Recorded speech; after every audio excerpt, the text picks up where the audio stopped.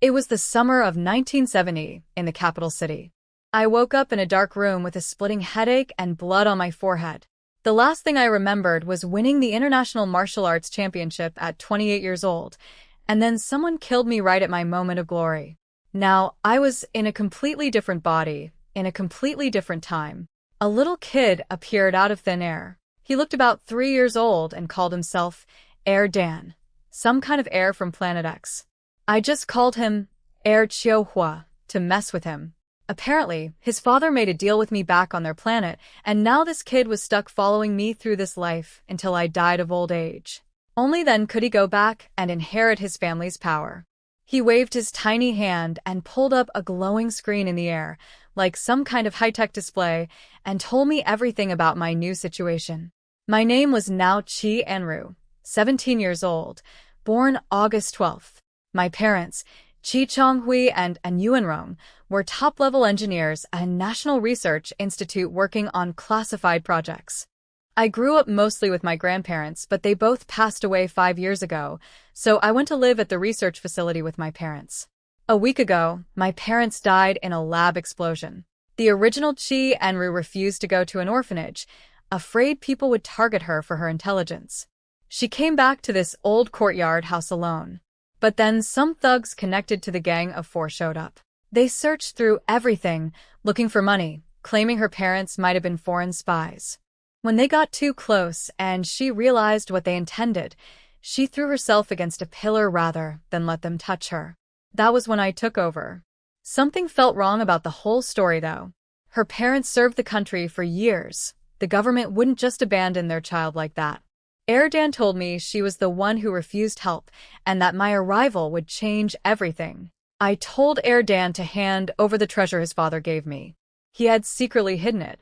He whined about wanting me to formally bind with him first, saying without the binding he was useless. So I took some blood from my wounded forehead and pressed it to his, and a light wrapped around us both.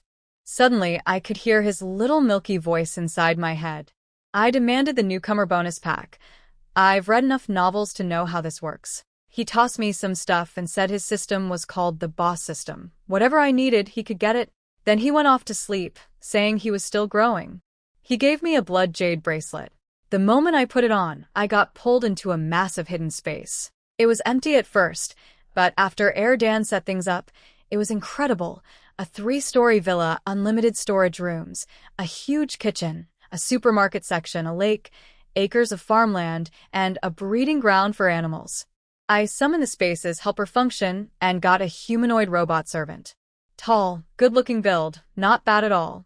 He introduced himself as Robot Number 1, named F.A. Kai, meaning get rich. I told F.A. Kai to prepare a Sichuan-style hot pot with drinks and whatever else looked good. This was my new life now. My old life was done. No one to boss me around, no rules to follow. I went up to the top floor of the little villa and found a closet full of clothes. All stuff I could wear in this era. Perfect. Enemies? Villains? Bring them on. My whole soul was fired up and ready. I sat down on the carpet and looked through the newcomer gifts Erdan gave me. A super strength pill, a little fairy pill, a stink bomb pill, a perfect aim pill, a lightning speed pill, and a brain development pill. Every single one was exactly what I needed. I already knew martial arts, but more ways to protect myself? Yes, please. You never know what kind of disgusting situations you'll run into. I swallowed all of them except the stink bomb pill. I was about to pick out a nice outfit and enjoy dinner, but then my whole body felt like it was being ripped apart from the inside. Erdan. You didn't tell me it would hurt this bad, I screamed. You little traitor, get out here. This is worse than any training I ever did. That brat turned his back on me and refused to come out. He didn't care at all. My body started convulsing. A horrible smell came off me, like sewer mud mixed with something rotten. I dragged myself toward the bathroom and watched my skin crack open and bleed, only for a thin white membrane to wrap around the wounds and heal them completely. It was unbelievable, like something from a fantasy world.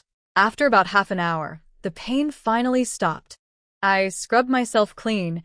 I had never been that filthy in my entire life. While I washed up, my mind drifted to my previous life. My parents died on a mission when I was 3, and my grandparents raised me. Grandma made sure I learned everything: Japanese, Russian, French, English, Korean, Thai, plus high-tech skills and all kinds of talents, on top of the martial arts training. Grandpa never went easy on me during practice, but that toughness was exactly what made me a champion. Grandma passed away about a year before I died. She would have been so happy to see me win that championship. I still didn't understand why our family of martial artists had enemies who wanted us dead. No family in my old life. No family in this one either.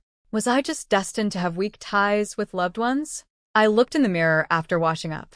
The face staring back was fair-skinned and pretty, with more life and energy than the original Chi Enru ever had. These eyes weren't dull and lifeless anymore. Starting today, I was Chi Enru. I refused to believe I couldn't survive in this era with my brain and my fists. I put on a cotton nightgown and sat down for dinner. But I hadn't forgotten about those gang of 4 thugs. Once they found out I was alive, they'd definitely come back. During all that pain, the original Chi Enru's memories had flooded into me. Hidden deep in her mind were secrets, things even she had buried. I needed to figure out a way to keep those thugs from bothering me, and I probably needed to leave the capital and lay low for a while. Maybe my parents had left behind some kind of message. I checked the time flow setting in the space and adjusted it to 1:5, 5 hours inside for every 1 hour outside. I needed a few days of rest to fully recover. The system shop had everything imaginable: poison pills, intelligence-boosting pills, all kinds of skills, but everything costs money. And I barely had anything. The little bit of cash the original Chi Enru had was stolen by those thugs. Frustrating. Erdan popped up next to me, with a smug look on his face. See? I've got everything you could want in here. But you need to pay me. I'm not giving anything away for free. I shoved his face away. Annoying little brat. Already scheming at his age. I know. Stop repeating yourself. Once I'm recovered, I'll figure out how to make money. Now go manage the space and stop bothering me. He grabbed the hem of my clothes. You haven't even studied all my features yet. How can you be so irresponsible? My dad trusted you. Then he started bragging. I'm a high-level system, not like those cheap knockoffs. Check out the reward structure I set up for you. Slap a scheming little white flower in the face. Earn 100 yuan. Make someone pay compensation.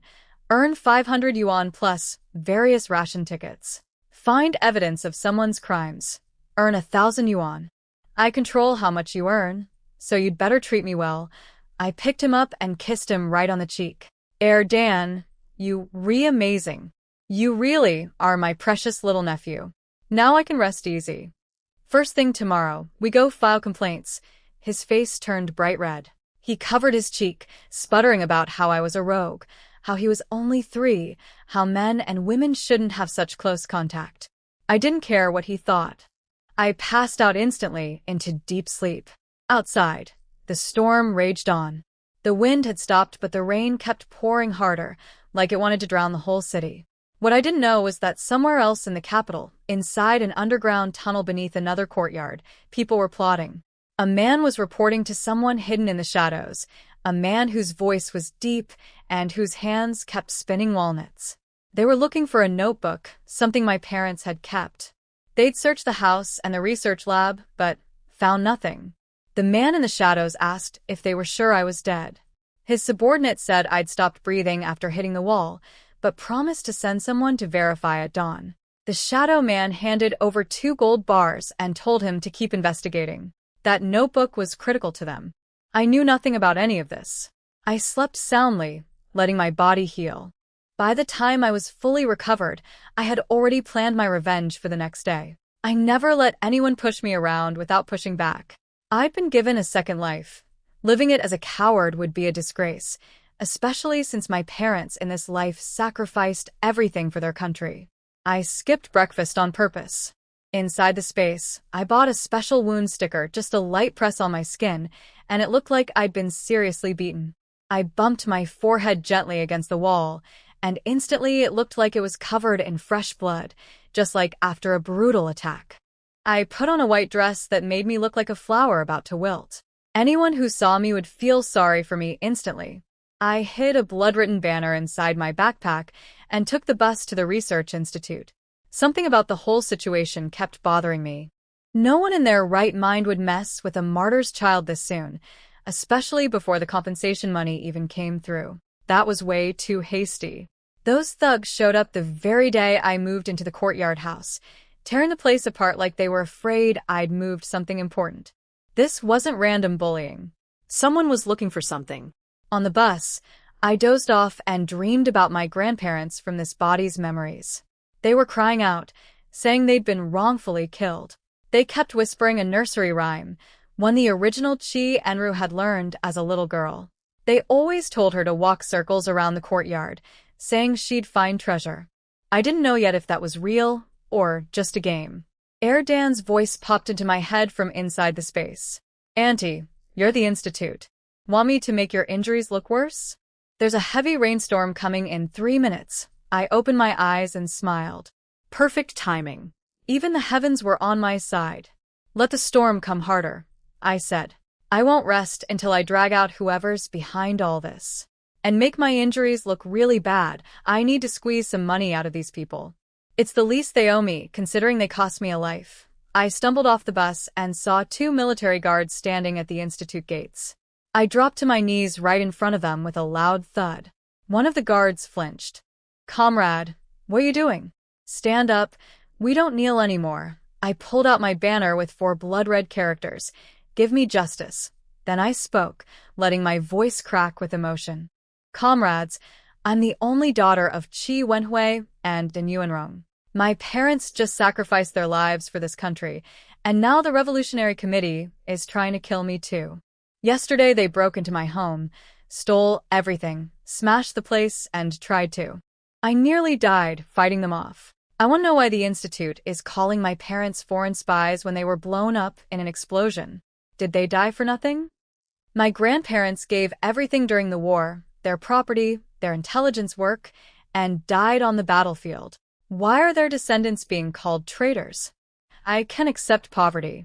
I can accept being beaten. But I will never let anyone erase their honor. I'm begging this country to tell me, is there any room left in this world for me to live? Right on cue, the sky opened up and rain came crashing down. The guards looked grim. They'd been there when the explosion happened. The blasts were so violent there wasn't even a chance to recover bodies. Comrade, please get up. You're too weak to be out in this rain. I'll report this immediately. Just stand up first. I shook my head.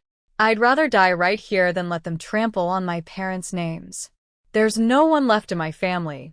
If I don't fight for their honor, who will? What's the point of me living? One guard sprinted inside toward the director's office. He burst through the door mid-meeting. Director, the child of Comrade Chi and Comrade An is here, covered in injuries, kneeling at the gate, refusing to get up. She says she's been attacked. Director Wang Zhonghua had a fierce temper and couldn't stand seeing his people mistreated. One of the deceased researchers had been his own student. Take me there. I want to see who has the nerve to bully our people's children.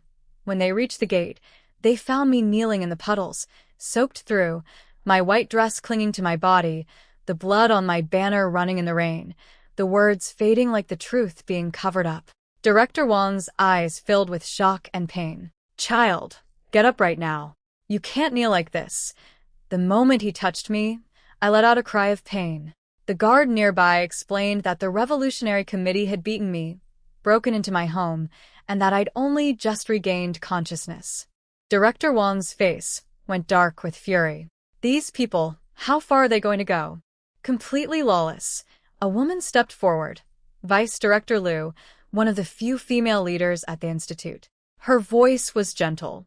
Child, please stand up. Your health matters most. You're the only one left in your family. You have to take care of yourself. I recognized all of them from the original Chi Enru's memories. I pressed my forehead to the muddy ground in a deep bow. Uncles, aunties, you all worked alongside my parents for years. They spent so many years doing experiments they couldn't even see me. Why are people calling them traitors now that they're dead? Beat me, humiliate me, I don't care. Take my money, I don't care.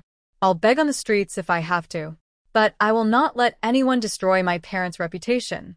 Grandpa Wang, please help my parents. They were not traitors. They gave everything to this country. I had nowhere else to turn, so I came here.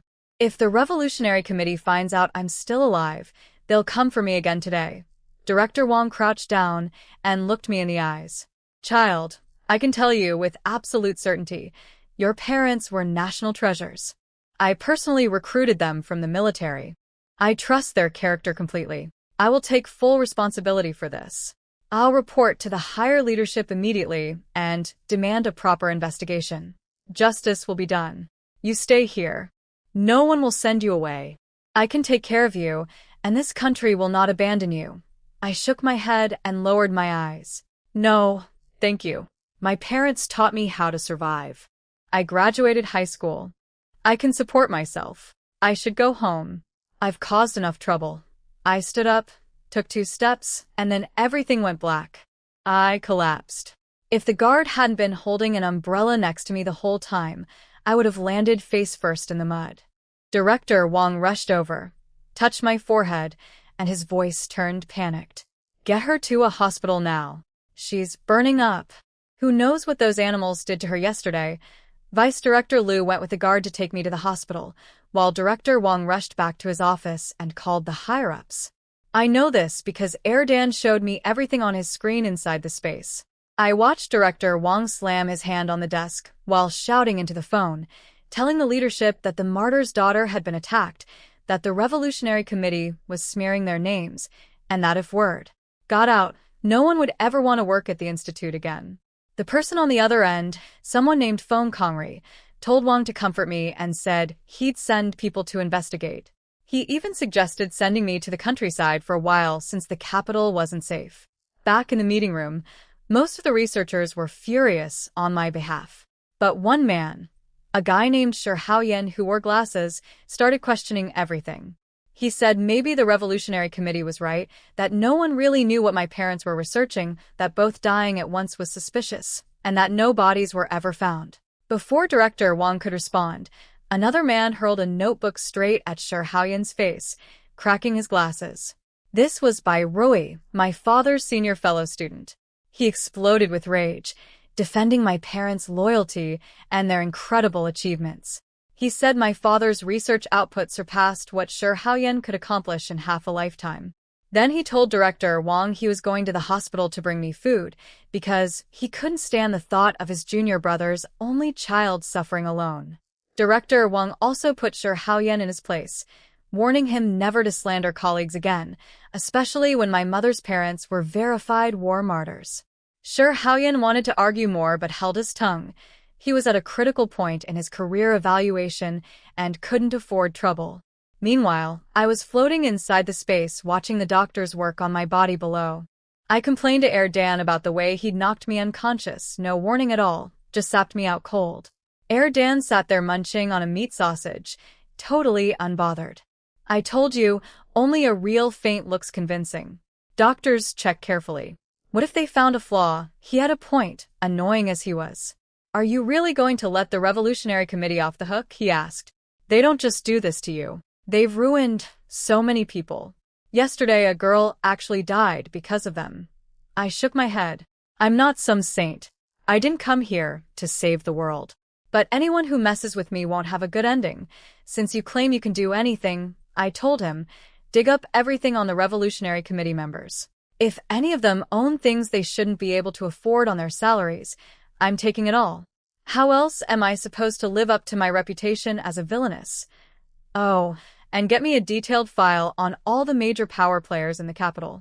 If I'm going to survive here, I need to know who to charm and who to crush. And trust me, I am excellent at charming people. Out in the real world, the doctor examined my body and his expression turned grim. Vice Director Liu, her real name was Liu Chuanxiu, noticed immediately. Doctor, is the child in bad shape? Just tell me straight. We'll pay whatever it costs. The doctor handed her the report. How have you been taking care of this child? Her body is extremely weak. She has over 20 injuries of various sizes. 2 broken ribs. A mild concussion. We can't even be sure yet whether her memory will be affected. She absolutely cannot experience extreme emotions. If this continues, it could damage her nerves and lead to something as serious as a split personality disorder. Liu Chuanxiu was stunned. She hadn't expected the aftermath to be this severe. The doctor continued. Some injuries are from someone grabbing her, others from being beaten with a stick. The wound on her forehead is from hitting a pillar. The impact was significant. Lu Chuanxiu looked through the window at me lying on the hospital bed like a rag doll and told the doctor to prescribe extra nutrition supplements. When I woke up, several people were standing around my bed. One face was very familiar from the original Qi Andrew's memories. I tried to sit up but was pushed back down. Lie still. Your body is too weak for that. Senior Uncle Bai, why are you here? I'm fine, really. I just need to rest at home. I shouldn't keep troubling everyone. Bai Rui poked my forehead gently. Stop being so polite with me. I'm your father's senior brother. That practically makes me your second father. I told you to come live with my family, but you insisted on staying alone. And look what happened. If you hadn't been lucky enough to survive last night, would you have wanted me to come collect your body? I knew I was in the wrong, so I kept quiet. And now you're pouting? You don't even know how bad your own condition is. If we hadn't gotten you to the hospital in time, the fever would have fried your brain. What a waste of that brilliant mind. Then, he introduced the man standing beside him.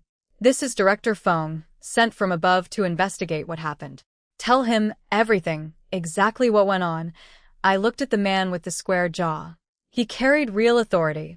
His hands had definitely seen blood. Director Feng, my name is Qi Andrew. Honestly, I don't know why those people targeted me.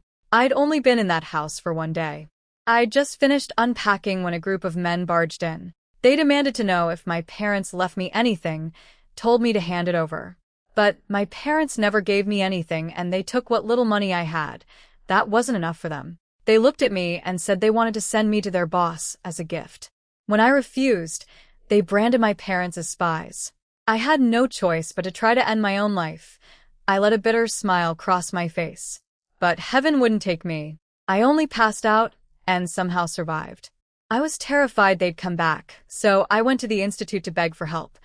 I decided what I'd said so far wasn't enough. I yanked myself up from the bed and ripped the 4-needle right out of my hand. Blood dripped onto the white sheets, and everyone in the room flinched. Please, I'm begging you to investigate this properly. My parents cannot carry the name of traitors. I'll give up everything, my money, all of it. I'll survive on my own skills. Just don't let them destroy my parents' honor. Director Feng studied me carefully. I could tell he noticed something, that even while I was begging for help, my back never bent. I kept my spine straight the whole time. He probably figured I wasn't as helpless as I looked. He gently helped me sit up and looked me straight in the eyes. The country takes this very seriously. While we investigate, you need to focus on recovering. What are your plans going forward? He pulled out a brown paper envelope. This is the government's compensation. Your parents each earned 322 yuan per month. The state provides a lump sum of 2 years' salary after a sacrifice, plus 5,000 yuan per person for your upbringing.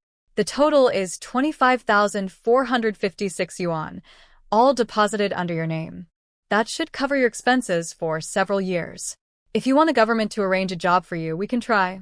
I shook my head. I don't need a job arranged. I know the country has its own difficulties right now, my father told me. Every position is already full. I want to go to the countryside, once I've recovered. Nobody there will know who I am or bother me. I can earn work points and feed myself. When things calm down, I'll come back. Senior Uncle Bai frowned hard. Absolutely not. You've never done farm work in your life. You're an only child. This is ridiculous. You have enough money. Your father obviously taught you useful skills. Why do you have to go to some village? I didn't mind letting them know I had abilities. The more valuable people thought I was, the more seriously they'd treat me. Senior uncle, you just said it yourself. My father would have taught me survival skills. I'm the child of researchers. I won't starve. But right now it's not safe for me to stand out.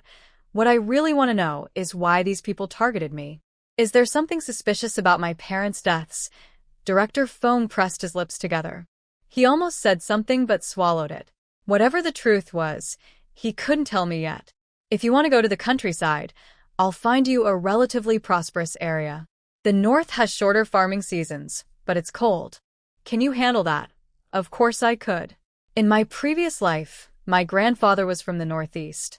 I used to visit every year and spend months there. That was in the modern era, so I didn't know exactly what it looked like now, but the general environment couldn't have changed that much. Thank you, Director. Half a month from now would be ideal, enough time for my body to heal. Vice Director Liu and Senior Uncle Bai bought a bunch of supplies and told me to rest well at the hospital. That night, once the ward was quiet and no one was around, I pulled the curtain shut and stuffed the bed to look like someone was sleeping in it. I tucked my hospital gown into the space and looked down from my window, 3rd floor. Survivable. I climbed down using the pipes along the wall, checked that no one had spotted me, and then took off on a little electric scooter from my space, heading straight for the private property of Ma Liang, the Revolutionary Committee chairman. His secret stash was hidden inside a rundown courtyard house that looked ready to collapse. Clever. Who would think anyone kept valuables in a dump like that? He'd even set up a backup plan with a second courtyard next door, in case the first one was discovered. That one was purchased under his son's name, and the real treasures were underground. I wasn't about to touch any of his dirty stuff with my hands. I pressed my palm against the ground and whispered, "Collect," and everything got sucked into my space. I heard the clanging of boxes inside, and when I checked, there were neatly stacked crates, plus loose gold bars and piles of cash scattered on the floor. This guy was loaded. I hopped over the wall to the second courtyard, collected everything there too, and left. The empty streets felt nice on the scooter. It was mid-August and brutally hot, but the night breeze cooled me off. Next up, Ma Liang's actual home. It was a fancy 3-section courtyard compound. So many rooms. I wondered who he'd stolen this place from. I climbed over the back wall quietly, careful not to wake anyone.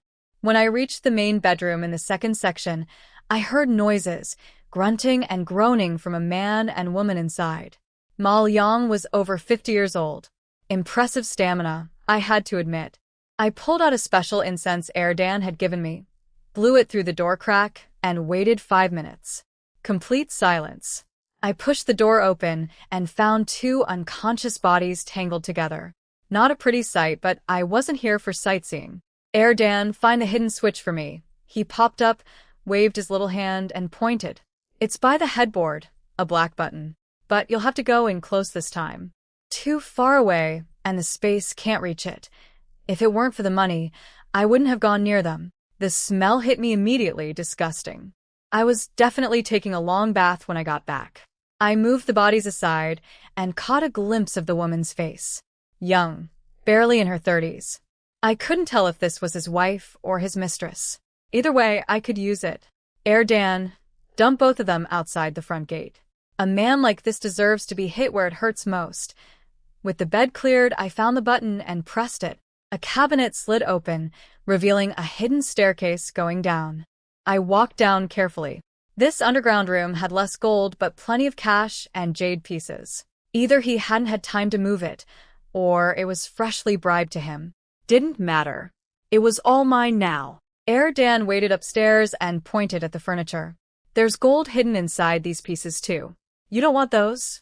Of course I wanted them. I collected everything into the space, then smashed each piece of furniture open. About 100 gold bars total. Honestly, kind of disappointing for all the effort. But free gold was free gold. I was planning to hit the deputy chairman Jin Yuan's place next, but Erdan warned me that the nurse was coming to do a nighttime check. I jumped on the electric scooter and raced back to the hospital, sneaking in and changing into my hospital gown just in time. I ran right into the nurse face to face. My forehead was still covered in sweat. She looked at me suspiciously. Comrade Chi, where did you go? Why are you drenched in sweat? I leaned against the wall and clutched my chest. I just went to the bathroom. Even that short walk made me sweat like crazy. My ribs are killing me. Do I have any more tests tonight? She held up a thermometer. Just need to check your temperature to make sure you don't have a fever. Then you can sleep. I lay down trying to calm my racing heart. That was way too close. Then I glanced at my shoes. I'd forgotten to change them. Rookie mistake. It had been raining all day, so the soles were caked in mud. The nurse checked, 37.2 degrees. No feber. She left. The second she was gone, I called Erdan out. Clean up any footprints on the floor right now. I completely forgot about the rain. He rolled his eyes at me. Already done. I cleaned the trail while you were running back. Now go wash up and sort through what you grabbed. There might be some nice surprises in there. I jumped into the space, cleaned myself up, and found F.A. Kai standing amid piles of messy boxes, taking notes on a little pad. Miss, I've finished the inventory. Total cash, 998,600 yuan. Local and national ration tickets are in the small boxes, enough for daily expenses. Gold bars, 800 crates, each containing 500 bars at 800 grams each. Gold nuggets, 3 crates. Gold leaves, 4 crates. Gold ingots, 10 crates. The rest is jade, jewelry, and antiques, 350 crates total. Plus tea, red wine, white liquor, cigarettes, and various nutritional supplements. There's also a bank book with 50,000 yuan. Would you like me to withdraw it? I looked at F.A. Kai with pure affection. Of course, withdraw it. Who turns down money? You're incredible. F.A. Kai's voice practically sparkled. Serving you is my duty, Mississippi. Your dinner is also ready. And I'll be modifying some of the jewelry to suit a young person, pieces you can wear in this era without drawing suspicion. Dan watched me being pampered and grumbled. You could show me a little appreciation too. I'm your nephew, remember? You treat me like a servant. I was wearing a pink silk nightgown that made my skin glow, though the bruises and wounds looked even scarier against it. Of course I appreciate you. In fact, I want to buy something from the system shop right now. What's the point of having money if I don't spend it? I think this body needs some improvement. I'm too thin and short. I want to grow to about 175 centimeters. And give me 2 leather suitcases, the real leather kind. Dan tapped through the system and handed me a pill. This one costs 10,000 yuan. Don't blow through your money too fast. The 2 suitcases are another 1,000. I waved him off. I'm not worried. I'll always make money faster than I spend it. These are essentials. He wanted to argue, but remembered his father's instructions and shut his mouth. Just eat and go to sleep. The pill only works during deep sleep. I guarantee you, when you wake up, every man who sees you will stop and stare. I didn't waste a second. Getting taller and prettier was every girl's dream. I washed up, crawled into bed, and fell asleep while my body quietly transformed without me knowing. The next morning, the chaos I'd set in motion played out beautifully. An old man doing his morning exercises outside the government compound stepped out and found Ma Liang and that young woman lying unconscious and naked right at his front gate. The old man nearly had a heart attack. His shouting brought a crowd, including Mayor Bai Zhengwo, who was out for his morning walk. The mayor took one look at the 2 bodies on the ground, and his expression went cold. Before he could react, Ma Liang's son Ma Di came charging out, screaming at everyone. What are you all staring at? Don't you know this is the Revolutionary Committee chairman's home? The old man next to him pointed at the ground. That's your father down there, and that woman is definitely not your mother. Last I checked, your mother is still alive. Are you really covering for your dad? First time I've ever seen a son personally find his father a mistress. Mahdi's face turned black with rage. You're making things up. I'll report you for slandering a government official. My father was sick last night, and this woman is my sister-in-law. She was just taking care of him. Mayor Bai stared at him with an ice-cold expression. Everyone with eyes could see what had happened. The evidence was all over their bodies, and after a whole night, the smell was even worse. Ma Di, do you not recognize me? Your father clearly committed a serious offense. We need to investigate, and your family needs to cooperate. The mayor turned to his people. Someone call the police. Report that Chairman Ma Liang has been caught in an illicit affair, a violation of public morals and professional ethics. He's now under investigation.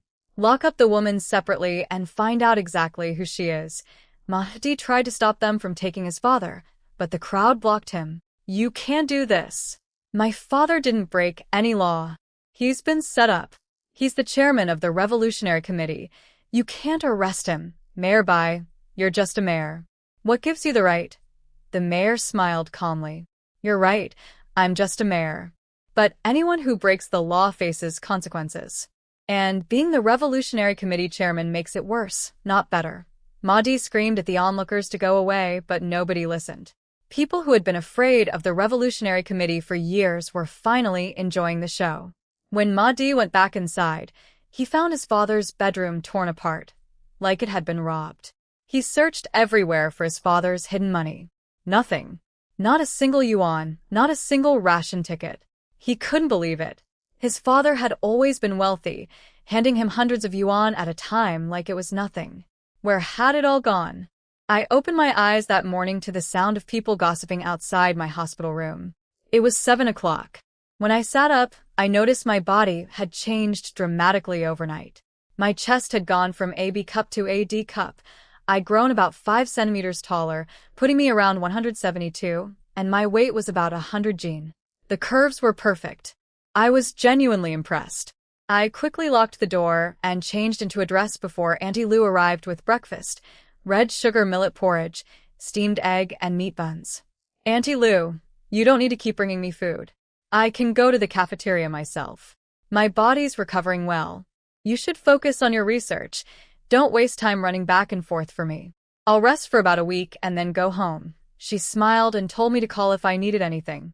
At noon, I was about to go buy lunch after my 4-drip, but then a familiar figure walked in. Bai Yanxing, senior Uncle Bai's son. Yanxing Ji, what are you doing here? Aren't you in the middle of experiments? He looked at me like something was different, but couldn't put his finger on it. He said I seemed more mature than the last time he'd seen me a few months ago. The old Chi and Ri used to blush and act shy around him every time. My dad told me you were hurt, and my mom made your favorite sweet and sour pork and noodles with meat sauce. I brought them over. He sat down. Dad says those people are getting arrested today. You'll get justice. After you're discharged, come live with us. My parents love you. They treat you like their own daughter. I knew the Bai family was good to me. But some things needed to be said clearly from the start. Yanxing Ji, I know you're all kind to me, but I'm 17 now. I need to learn to stand on my own. I can't keep depending on elders forever. I've decided to go to the countryside. Once I'm healed, I'll stay a few years and come back when things settle down. The Red Guards are too dangerous. I can't stay in the capital, he frowned. You're a city girl. You don't know how to farm. How would you survive out there? I can learn. I can handle hardship. But I can't stay here and get killed. They dealt with one group of enemies, but who knows if another will come. He blurted out what was really on his mind. Then you could get married. That way no one would bother you. Isn't that better? At least here my parents can look after you. Going to the countryside isn't your only option. I smiled. Yanxing Ji, you should focus on your own future. Romance shouldn't be part of your plans right now. I know what you're trying to say, but I only see you as a brother. I want to try a different kind of life. He wasn't stupid. He knew he'd been turned down, and he didn't get angry about it. He understood. All right. I get it. I was being selfish, trying to keep you in the capital without thinking about what you wanted. He paused. Eat while it's hot. I need to get back to the lab soon. We've been swamped. Then he mentioned something that caught my attention. The explosion in your parents' lab destroyed a lot of data. Their handwritten experiment blueprints are all gone. The physics and math departments are stuck. Everyone's trying to figure out how to move forward. There's no backup? I asked. He shook his head with a helpless laugh. How could there be? It's a national-level classified project. Making copies would be considered treason. Only the researchers themselves kept the materials. No one else even knew the details. Nobody expected an explosion in such a secure facility. I didn't show much reaction, just nodded quietly and finished eating. Go on back, Yanxing Ji. The lab needs you. I'm Fine. I'll be out in a few days. He left without lingering. Meanwhile, at the police station, Ma Yang was sitting in an interrogation room looking completely confused. Why did you arrest me? I was sleeping peacefully at home. I'm the chairman of the Revolutionary Committee. You've made a mistake. The criminal investigation captain, Yun Shun, spun a pen between his fingers and looked at him with zero concern. I know who you are. But being chairman doesn't make you above the law. Your mistress already told us everything. You two have been together for years. What's left to argue about? Ma Yang cursed under his breath. That useless woman couldn't even keep her mouth shut. You've got it wrong. She was giving me a massage because I wasn't feeling well. We just fell asleep. Since when is a massage illegal? Captain Yun laughed. Chairman Ma, do you not understand your situation? You were found outside your own front gate, both of you completely naked, in front of dozens of witnesses. You're saying it was just a massage? And by the way, we questioned your masseuse, Lin Dahua. She claimed she came to take care of her aunt-in-law. But funny thing, that aunt-in-law was drugged with a large dose of sleeping pills. Who drugs the lady of the house while taking care of her? Ma Liang felt the walls closing in. He'd been set up. How did he end up outside? He'd been in his bedroom. I want to see my son. That's within my rights. When Mahdi came in, he looked panicked. Dad, what happened? All the money at home is gone. Your room looks like it was robbed. Ma Liang's face went white. He tried to lean closer, but a guard shoved him back into his seat. His mind raced. This wasn't just a setup anymore. Someone had cleaned him out completely. There was no going back.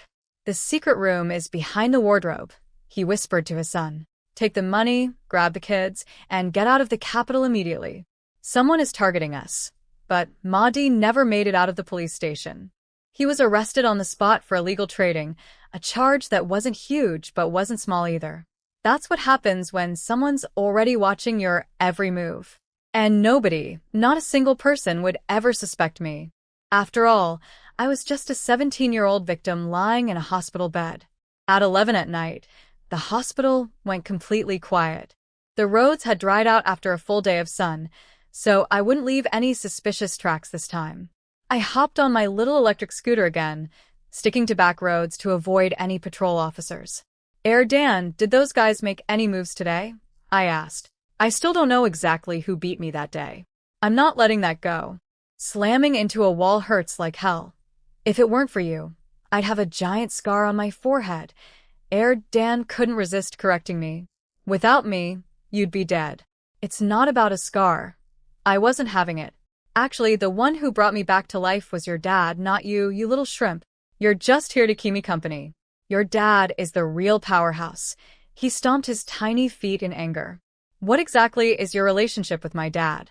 Why does he listen to everything you say?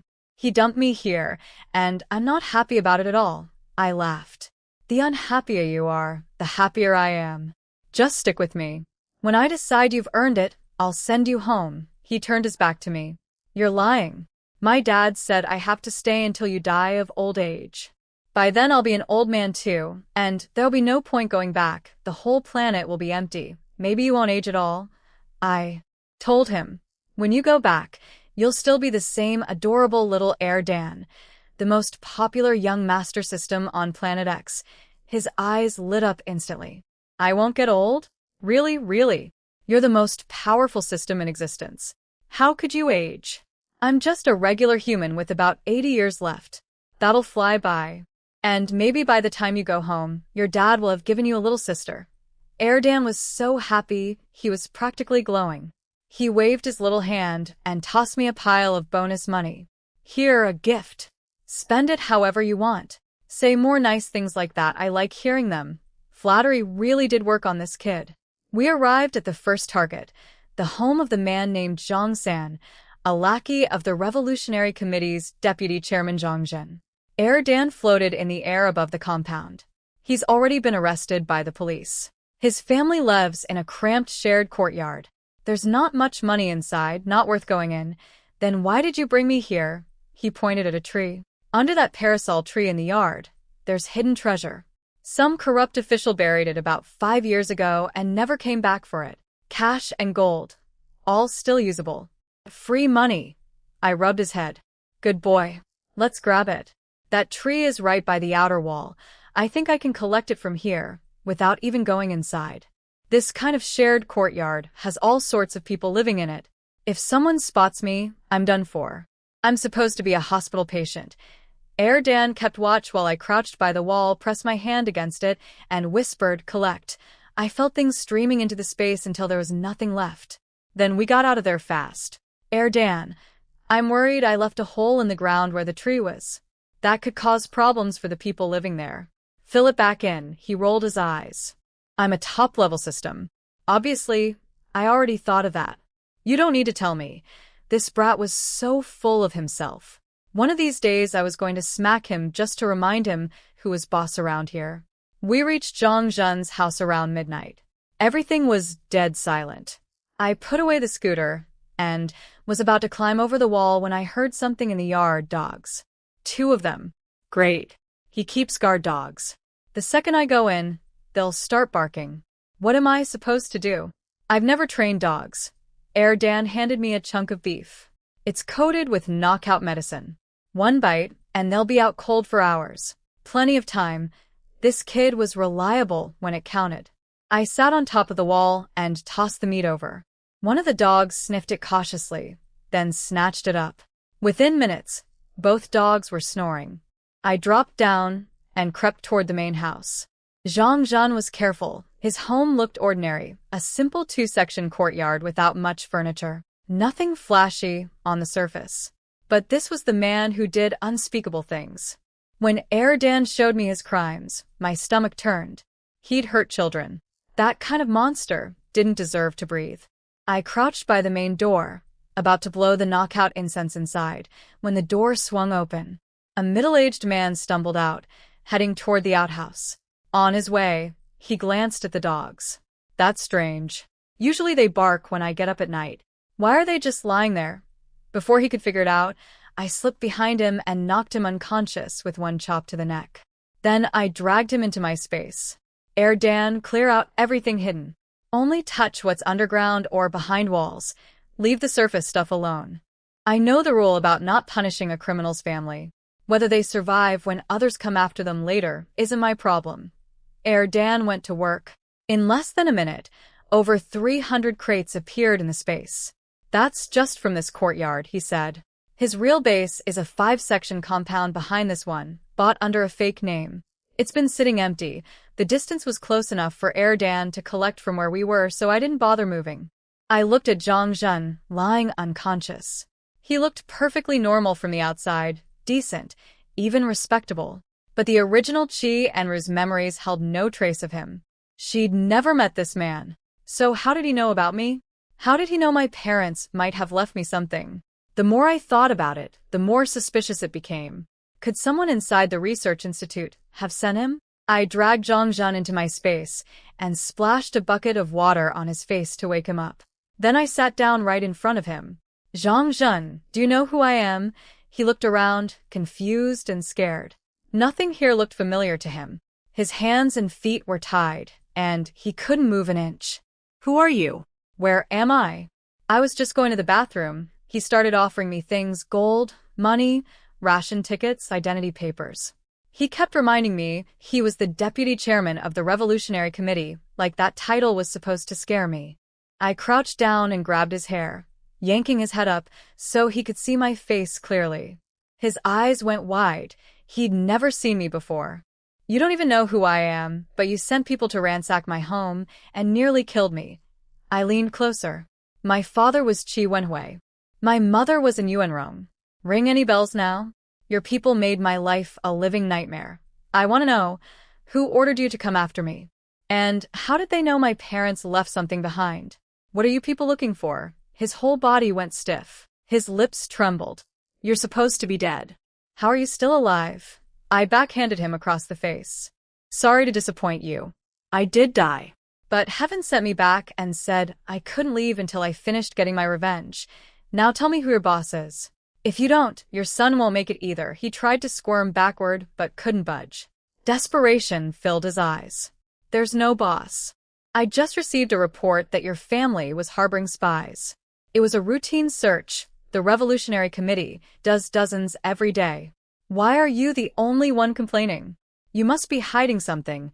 I pulled a small dagger from the space. It was razor sharp. I sliced through a wooden stool in front of him like it was made of paper, cutting it into pieces. If I use this blade on certain parts of your body, I said calmly, you'll never function as a man again. Considering what you've done to those girls, you don't deserve to keep it. And if I cut out your tongue, you can never tell anyone about me.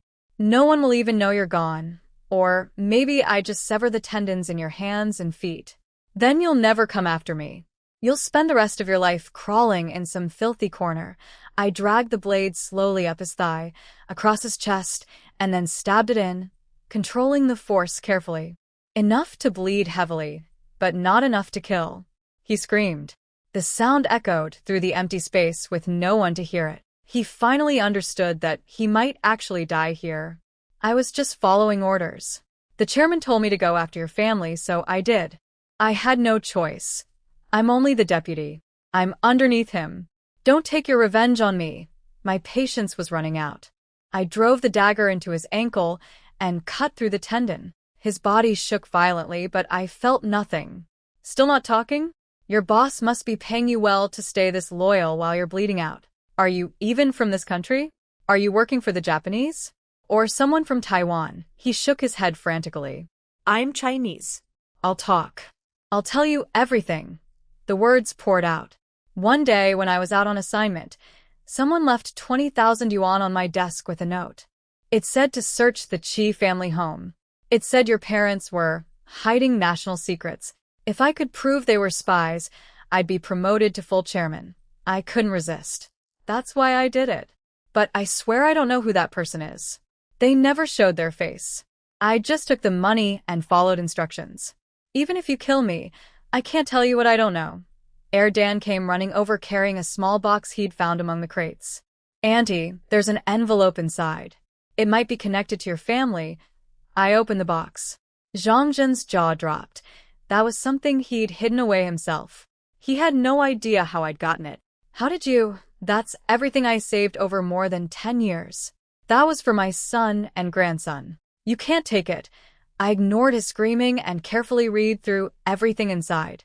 There were letters, communications between him and the mystery person. You said you don't know who he is, but here you are exchanging written messages. Are you related to this person?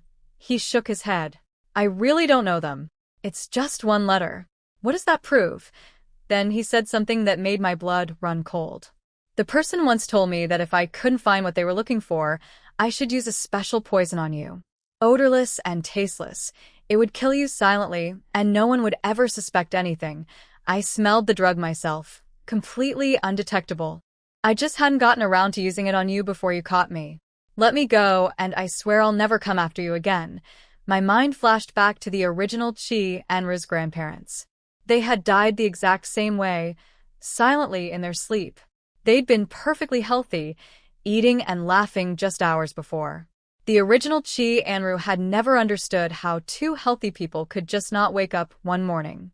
Now I understood. They'd been murdered. Is this person from the capital? I asked. Zhang Zhen shook his head. I'm not sure. I only caught a distant glimpse of him once. He was well-dressed, wore glasses, clearly educated. That's all I know. It wasn't much, but it was more than I'd had before. At least now I knew someone had been targeting this family for years. And if my grandparents were murdered, then maybe my parents' deaths in that explosion weren't an accident either. Zhang Jin stared at me, probably hoping to beg his way out. Instead, I handed him a sheet of paper and told him to sign it. This lists every girl you tortured. Some you tricked, some you forced. They all ended up dead. Do you admit to it? His eyes nearly popped out of his head when he saw the details. He couldn't understand how I knew everything. Then he glanced at the crates of his stolen wealth piled around us and realized just how much trouble he was in. If I sign, will you let me go? Then he started making excuses. Those women came to me. I had money, status, and I was generous. They threw themselves at me. I never intended. Sign or don't. I said coldly. Live or die. I really don't care. He wasn't going to pass up even a slim chance at survival. Money could be earned back, but a life couldn't. Fine, I'll sign. Untie my hands. The moment his signature hit the paper, I drew my dagger across his throat. Blood sprayed everywhere, soaking my red dress. Disgusting. Another outfit ruined. Fa Kai, tie him up and dump his body at the police station entrance. Put 30,000 yuan underneath him, 3,000 for each victim's family. That should help them live a little better. After this, we have nothing to do with any of it. I slipped back into my hospital room without a sound, cleaned up inside the space until there wasn't a trace of blood on me. Fa Kai came over grinning with his big teeth.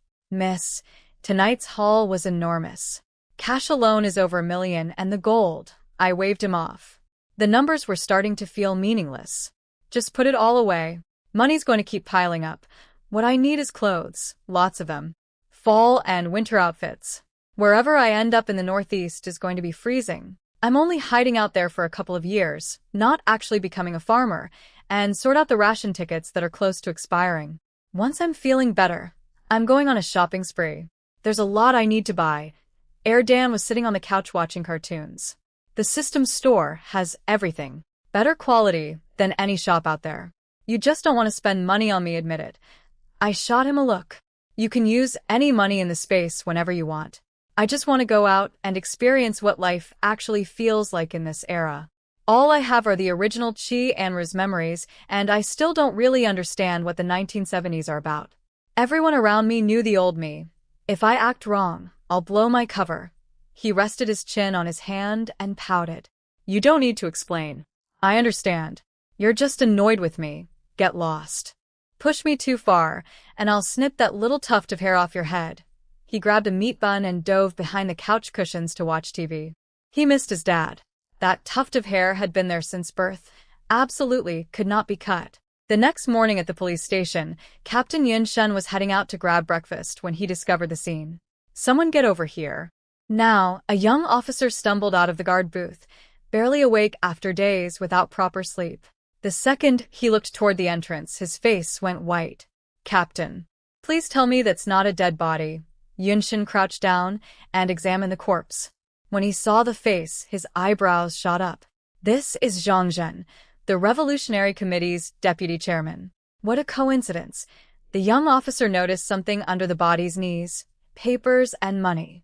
Yunshin put on gloves and began his examination. The body is stiff with purple lividity. Given the nighttime temperature of 35 degrees, death occurred between 3 and 5 hours ago. Significant blood loss from multiple wounds. We'll need a full autopsy for details. A female officer named Ning studied the body's position carefully. Captain, look at how he's kneeling. I think the killer made him kneel as a form of repentance. A living person can't hold this position for long. They'd tip over. He was placed this way after death. Another officer handed over the documents found underneath. It's exactly what she said. This signed confession details his crimes. He was a monster. We had several open cases on him, but never enough evidence to make an arrest. The money underneath is compensation for the victims' families. I honestly can't tell if this is murder or vigilante justice. And Ning frowned. Legally, it's homicide. No one has the right to kill another person, no matter the reason. Yun Shun examined the wound closely. The cut was clean and precise, the work of someone with at least 20 years of martial arts training. He'd never seen a killer brazen enough to deliver the body right to the police station's doorstep. Bag everything, including the rope knots. Report this to the chief immediately. Zhang Zhen was actually on our list to arrest. We'll need to figure out how to classify this. And Ning stared at the body. Wait, this is the same deputy chairman who attacked the martyr's daughter? And now he turns up dead? That's quite a coincidence. Saves us some work, I suppose. None of this touched me. I stayed in the hospital, eating and sleeping and eating, letting my body recover fully. On August 12th, my birthday in this life, I was ready to be discharged. That's when Director Feng showed up at the hospital again. I greeted him with a bright smile, wearing a pink dress that made my skin practically glow. Director Feng could clearly tell something about me had changed. I wasn't the same fragile girl from before. He studied me carefully. Andrew, Zhang Zhen is dead. I paused and looked at him with a blank expression. Who died? Zhang Zhen. I don't know that name. Was he a friend of my parents? Should I pay respects? He didn't know how to respond. My eyes gave nothing away, completely open and innocent. Never mind. He was the person behind your attack. He turned up dead at the police station. You're safe now, no one will come after you. He pulled an envelope from his bag. This has the details for your countryside assignment. I've already registered you. You leave in 8 days. Can your body handle it? I nodded and took the envelope. No problem. I've been resting long enough. Even serious injuries would have healed by now. What about my parents' situation? Inside the envelope is their official martyr certification. No one will ever smear their names again. The country will continue protecting you and defending their honor. I gave him a deep bow. Thank you, Director. Without you, this might have dragged on forever. If the country ever needs me, you can write to me. My language skills are decent, and I'm pretty good at physics. I'm ready to serve whenever. He looked puzzled. You clearly have enough ability to stay in the capital. The government could place you in the Foreign Affairs Department or the Research Institute. Why insist on going to the countryside? I decided to be honest. You're right, it's not the best choice. But you know what I look like. In the capital, I can't protect myself. In the countryside, nobody knows me. If I get into a fight, nobody cares. I can be as fierce as I want without anyone saying I'm disgracing my parents' memory. But here in the city, I'd have to play the perfect well-behaved girl. And sooner or later, someone would try to arrange a marriage for me. I'd rather wait until I'm older. Don't you think people would use that against me? He hadn't considered that angle before. Then he mentioned something useful. My nephew is stationed in the same area you're going to. I'll tell him to look after you. He's a bit odd, doesn't talk much, but he's a good person. At least you won't be completely alone. I knew a good connection when I saw one. The Feng family was powerful in the capital. Old money, real influence. More allies meant better odds. Thank you, Uncle Feng. I won't be shy about accepting. The shift from Director Feng to Uncle Feng was deliberate. A small change in words, a big change in the relationship. He helped me finish the discharge paperwork and drove me home. Call me if anything happens. I'll take care of it. Uncle Feng, you've done more than enough. I can walk the rest of this road myself. Everyone has to grow up eventually. I'm just doing it a few years early. He thought about those words for a long time after he left. Back at the 3-section courtyard, I let Fa Kai out to help me clean. Within an hour, the whole place was spotless. I lay down on the canopy bed in my room. Every corner of this room had been decorated by the grandparents. The original Chi and Ru's parents were always busy, so the old couple raised her most of the time. I closed my eyes, then suddenly sat up. Wait, the nursery rhyme. The grandparents taught her a song about treasure. What if it was real? I threw on my white shoes and ran outside to the tree in the courtyard. I walked circles around it, singing the children's song exactly as the original Chi and Ru had learned it as a little girl, keeping my steps the same size she'd used. After 10 repetitions, I spotted a familiar marking on the trunk, carved by her father's own hand. He'd told her that when she turned 18, this would be her dowry for marriage. 2 families had prepared it together. The little girl had laughed at her father back then. Most fathers dreaded their daughters getting married, but he was always going on about the dowry like it was some huge treasure.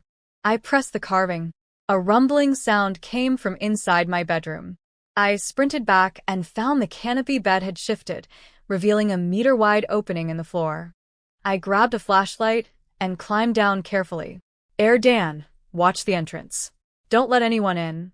Relax, he said, floating beside me. The tree looks completely normal from outside. It's just a switch. Nobody knows what you're doing in your room. And everyone at the Institute is too busy panicking over the lost research data to think about you right now. At the bottom, I found a huge underground space filled with elaborately carved boxes decorated with dragons and phoenixes, traditional bridal dowry chests. I opened the first few. All gold. The next 10 were the same. How rich had this family been? The last box held a red wedding dress. I picked it up and recognized the stitching immediately from the original Chi and Ru's memories, her grandmother's handiwork. She must have been sewing it for years. A letter fell out from inside the dress. I folded the gown carefully, set it down, and crouched to read. It was my mother's handwriting. My baby, Mama, and Papa owe you an apology. We promised to celebrate your birthday together and throw you a grand 18th birthday party. But things changed faster than we expected. We can't tell you much about our work, but if something happens to us, please take care of yourself. Leave the capital or go wherever you feel safe. Everything here is prepared for you, enough for you to live freely and comfortably for the rest of your life. Your grandmother once donated the family fortune to the country, but she hid a portion of wealth in a rundown courtyard in the capital. That was meant for me. Now I'm passing it to you. It's under the stone mill in the back courtyard. We carry the country's burden on our shoulders, and not being with you is our greatest pain. If we can see each other again, we promise to make it up to you and let you be our happy little baby. Once you learn of our death, trust only the director and senior uncle by Roy. Do not trust anyone else at the Research Institute. Stay away from it if you can. Mama knows you're smart, even smarter than us. But this is not the right time for you to show it. Don't let yourself become someone else's stepping stone. Let your intelligence be the thing that carries you to the top. Mama knows you're wonderful, my brilliant child. Keep the wedding dress safe. Never let it touch water. Never give it to anyone. It is the last protection your family has left for you. Mama and Papa love you forever. June 28, 1970. The letter was dated June 28, 1970, exactly 1 month before my parents died. That explained why they'd come to the courtyard house with the original Chi, Anru, to help clean it up. They weren't just tidying. They were preparing the place for her to move into, and more importantly, hiding this letter. I read between the lines and pulled out 3 key pieces of information. First, my parents knew the Research Institute wasn't safe. Their deaths were suspicious. Second, they might not actually be dead. They might have gone somewhere dangerous for their research, a place they could never leave, where they might eventually die. They couldn't bring their daughter. Third, there was something hidden inside the wedding dress. That's why the letter specifically warned never to let it touch water. I held the dress up to the sunlight and noticed it had a hidden lining, a secret layer sewn between the fabric. Whatever was inside must have been so dangerous that my parents had risked everything to smuggle it out of the lab. The Research Institute was far more complicated than I'd thought. And somewhere out there, someone was still watching me. I memorized the address of the courtyard where my grandmother had hidden her fortune, planning to visit when the time was right. For now, I stored all the dowry boxes in my space, every last piece of gold my grandparents had prepared. It was noon and also my birthday. I deserved a good meal at least. I stepped outside and ran into an old neighbor. "Grandpa Chun, how have you been?" The old man squinted at me. Oh, "The little Chi girl. Are you back for summer break?" I didn't mention my parents' deaths. That would just create problems. I nodded and asked about the neighborhood. Most of the houses were empty now. Some residents had died. Others had moved overseas with their children. A few properties were being sold through the street office for next to nothing. That got me thinking. I had plenty of money. Why not buy up a few houses while they were dirt cheap? Even if they got torn down someday, the land would still be mine. After saying goodbye to Grandpa Chun, I headed out to treat myself. The 1970s capital was nothing like the modern world I knew. No street vendors, no neon lights. Everyone wore dark, dull clothing. Even the women kept their hair short for convenience. The banners hanging everywhere talked about going to the countryside, being frugal, and joining the army. I found the state-run restaurant and walked in. "Hello, comrade. Could I get ants climbing a tree, boiled pork slices, premium tofu, a bowl of noodles with meat sauce, and 2 eggs?" The cashier stared at me. "Comrade, is this all for you, or are you treating someone?" "We can't waste food." I smiled. "Just me. It's my birthday, so I want to eat well. That way I'll have energy for the whole next year. If I can't finish, I'll take it home." She rang me up. "For yuan 50, 2 meat tickets, 1 grain ticket. Wait for your number and come get it yourself." I found a quiet corner and ate in peace, though I could feel everyone staring at how much food I had. Was it really that unusual? This was a perfectly normal amount for a girl my size.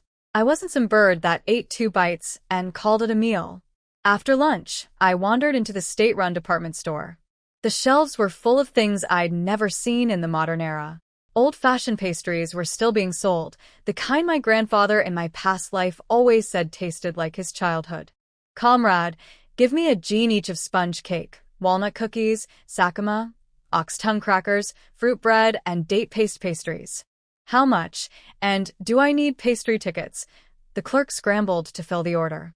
Hardly anyone bought this many pastries at once, especially in hot weather when they wouldn't keep. "Is there a celebration?" "These won't last long in this heat. They're gifts," I said. "Can't show up with too little, that looks bad." Then I shifted the conversation. "My little sister is going to the countryside in a few days, heading northeast. I'm worried about her. Could someone help me figure out what she needs to bring? The clerk waved over a woman nearby. Sister Yen, this comrade needs help picking out supplies for going to the countryside. Sister Yen put down her knitting and beckoned me over. Come here, little comrade. I've got everything you'd need right here. She wasn't kidding. The section had clothes, shoes, daily supplies, and food all together. Most of it wasn't as good as what the system could provide, but the shoes caught my eye. Real old brand quality. My feet had grown with my new height, so I needed everything in a bigger size. Sister Yen, give me 2 pairs of white sneakers, 2 pairs of liberation shoes, 2 pairs of leather shoes, 1 black, 1 pink, and that pair of tall boots over there. I think they'll fit perfectly. She grinned from ear to ear. What size, sweetie? I can exchange anything that doesn't fit. 37. Sister Yen could tell I wasn't short on cash, so she jumped right into sales mode. She pulled out newly arrived dresses shipped in from Shanghai, short-sleeve and long-sleeve styles made for girls heading to the countryside. I picked out a few pieces that caught my eye: a denim overall dress with a white cotton top, a bright yellow square-neck dress, a beige blouse with black trousers, and a military green dress. That was plenty. I had more clothes at home than I could wear. Do you have any watches? I asked. Something nice, waterproof. My sister's going to the countryside and she'll be working in the fields. Can't have it breaking. Sister Yen dashed between counters and came back with an imported brand priced at over 600 yuan, no tickets needed. 3-year warranty and waterproof. But the face was too bulky for my taste. I pointed at a smaller, sparkly one nearby. Give me that one instead. It's more suited for a girl. She hesitated. That one's over 800 yuan. Are you sure? Your family won't be upset? We don't do returns. I slipped it onto my wrist. Ring it up. And give me a big carry bag. She listed off other countryside essentials: mess tins, water bottles, pots and pans, kerosene lamps, flashlights, quilts, padded jackets, cotton shoes. She warned me the Northeast was brutally cold, though sleeping on a heated Kong bed helped. I nodded along, but knew I could pull most of that from the space. I'd pack everything tonight and mail it tomorrow so it would arrive in 5 or 6 days, right around when I left. My total bill for the day came to 930 yuan. An ordinary family could live for years on that, or pay for several weddings. I'd blown through it in one afternoon without blinking. After Sister Yen rang everything up, I heard her mutter to the other clerk. Must be nice being rich. 800 on a watch without flinching. The first clerk chimed in. She's so polite too, sister this, sister that. Not stuck up at all. And gorgeous. Sister Yen went back to knitting her sweater. Well, at least this month wasn't wasted. I'll earn an extra 10 yuan in commission. Tonight I'm buying meat for dinner. Once I turned into an empty alley with no one behind me, I tossed the shopping bags into the space. All those clothes and shoes had only cost about 100 yuan. The watch was the real expense, worth every penny. I headed straight home. Meanwhile, hundreds of miles away in the Northeast, a young man named Feng Xingji had just finished a long day of work and returned to the educated youth dormitory. Then the village loudspeaker blared out his name 3 times. Feng Xingji, your uncle has something urgent. Call him back immediately. He froze mid-wash. His uncle had never contacted him before. He'd been here for 6 months, without a single word from the family. Could the old man have died? He changed into clean clothes, wiped his face, and left the dormitory without speaking to anyone. Compared to the messy bunks around him, his bed was immaculately made, like it belonged in a different world. A girl named Sheng Wei twisted her body toward him as he passed. Feng Xingji, do you want me to wash those dirty clothes for you? I can do them with mine. He looked physically disgusted. Are you out of your mind? We have nothing to do with each other. Why would you wash my clothes? You're not my maid. Stop embarrassing yourself. Stay away from me. Looking at you makes me nauseous. A guy named Wang Wei standing nearby nearly burst out laughing. He held up his own filthy shirt. Hey Sheng Wei, if you like doing laundry so much, you can wash mine. I don't mind. She sneered at him. Take a good look at yourself, Wang Wei. You can't compare to Feng Xingji in any way, not work, not anything else. Wang Wei wasn't offended. He grinned. How do you know I can't compare? Have you tested us both? She told him to get lost and go chop firewood, then stomped into the kitchen where another girl, Qin Shi, was cutting potatoes. Chen Shi, do you think Feng Xingji has something wrong with his brain? He can't take a hint at all, Chen Shi laughed. Your intentions are way too obvious. No one's going to fall for that. He's not stupid. His family background is clearly wealthy. One outfit of his costs more than you're worth. Shang Wei huffed. You have no idea what my family used to be. She glanced into the vegetable basin. Not a scrap of meat. Don't tell me we're eating plain vegetables again tonight. We haven't seen meat in months. People are going to die at this rate. Chen Shi slammed the cleaver down. This is what we have. If you don't want it, starve. Everyone wants meat. Bring money and tickets and I'll cook it. No money, no complaints. I heard a new batch of educated youth is arriving in a few days. Maybe things will liven up. Hopefully they bring some supplies with them. Shang Wei rolled her eyes. Who would willingly come to this place? Chen Shi noticed someone's shadow pass by outside and decided to stop talking. While I was busy packing, Dan told me what was happening on the other end. Uncle Feng had called his nephew, Feng Xingji, the one stationed at the countryside location I was heading to. The call didn't go smoothly. Feng Xingji spoke like every word cost him money. Short, cold, zero warmth. When Uncle Feng asked him to look after me, the guy's first response was to accuse his own uncle of breaking rules and pulling strings. Uncle Feng had to pull out the full backstory to convince him. He told Feng Xingji that my grandparents were old comrades of his grandfather, underground operatives and patriotic merchants who donated their entire fortune during the war. He explained that the whole family had sacrificed everything for the country, and I was the last one left. Feng Xingji still resisted. He complained that he wasn't actually there as a real educated youth, he had some kind of mission. But Uncle Feng played his trump card. Your grandfather will beat you if you refuse. That finally got a reluctant agreement out of him. Tell me her name. But I'm only helping her settle in. I don't babysit. Then he hung up. Meanwhile, Uncle Feng's father, the old General Feng, reminisced about my family. He talked about how during the war, my grandfather Qi Yiliang and grandmother Bai Siphon had risked their lives smuggling medicine, food, and ammunition into the mountains for the troops. My maternal grandparents had been intelligence agents who died on the front lines, and my mother was raised by the Qi family because the intelligence cover required secrecy. The old general said my grandfather had personally tutored the original Qi Anru, and she wasn't some naive little girl. He thought the countryside might actually be better for me, fewer enemies to deal with. Uncle Feng agreed. He noticed it too, the way I chose to make a public scene at the institute instead of hiding. Most people in my situation would have stayed quiet, but I'd deliberately drawn attention to my case, knowing that people were already watching. By making noise, I forced the authorities to act fast against the Revolutionary Committee, which would slow down whoever else was lurking in the shadows. Smart girl, he thought. He was right.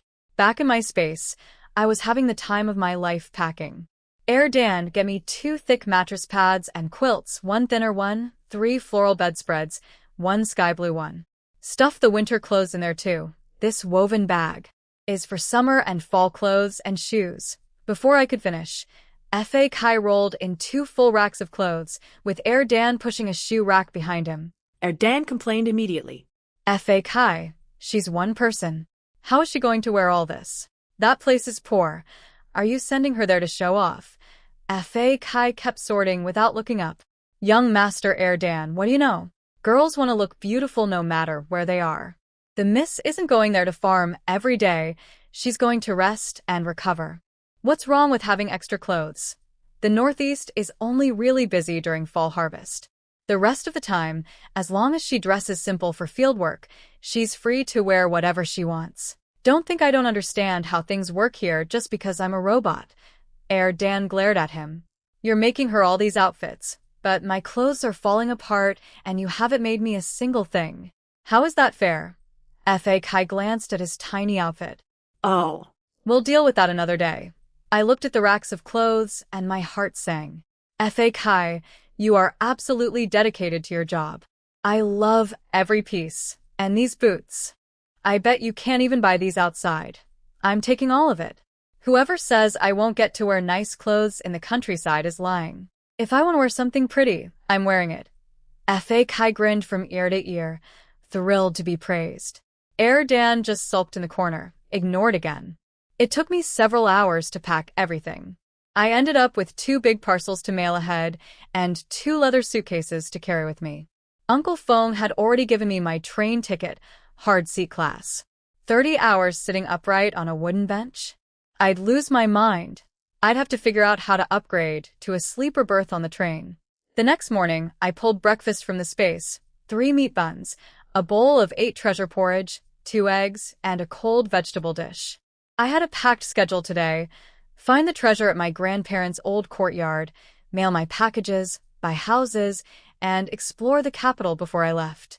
I grabbed a bicycle from the space, put on the overalls Fa Kai had made. They made my legs look even longer, and tied my black hair up in a high ponytail. Braids were not my style. First stop, the neighborhood street office. A friendly-looking middle-aged woman sat behind the desk. I put on my most polite smile. "Hello, comrade. I'd like to ask about transferring property ownership." "How does that work?" She handed me a handbook. "I'm Su Mei, the office director. All the procedures are listed here.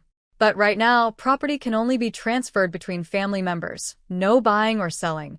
I leaned in a little closer and lowered my voice. "Director Su, here's my situation. My older brother and my uncle are both getting married. Both brides are demanding courtyard houses. My family has the money, but can't find good properties. I heard there are some available around here." I slid 10 yuan and a pack of cigarettes across the counter. I'd noticed tobacco leaves on her desk. She was a smoker. She glanced down at the gifts. "Not bad at all. You really want to buy? These transactions need to be done in person, in cash. Maybe your parents should come handle it." I whispered. "My parents gave me the money. I'm also secretly setting aside my own dowry. If my future sister-in-law finds out my parents are spending money on me, there'll be trouble. Her family are all government officials. That's the only reason my parents put up with her." Su Mei understood immediately. She'd seen enough family drama to know how these things worked. She showed me the listings. These are all well-preserved properties. A 5-section courtyard is 3,200 yuan, a 4-section is 2,500, a 3-section is 1,800. Smaller ones are cheaper. I studied the options. The locations were spread across different areas, which was actually perfect. "I'll take both 5-section courtyards and 1 4-section. That's 8,900 yuan total. I can pay right now. Just make sure I get the house deed, land deed, and property certificate for each one. I don't want any problems later. My sister-in-law is difficult." Su Mei was stunned. She'd never seen someone drop that kind of money at once. "No problem.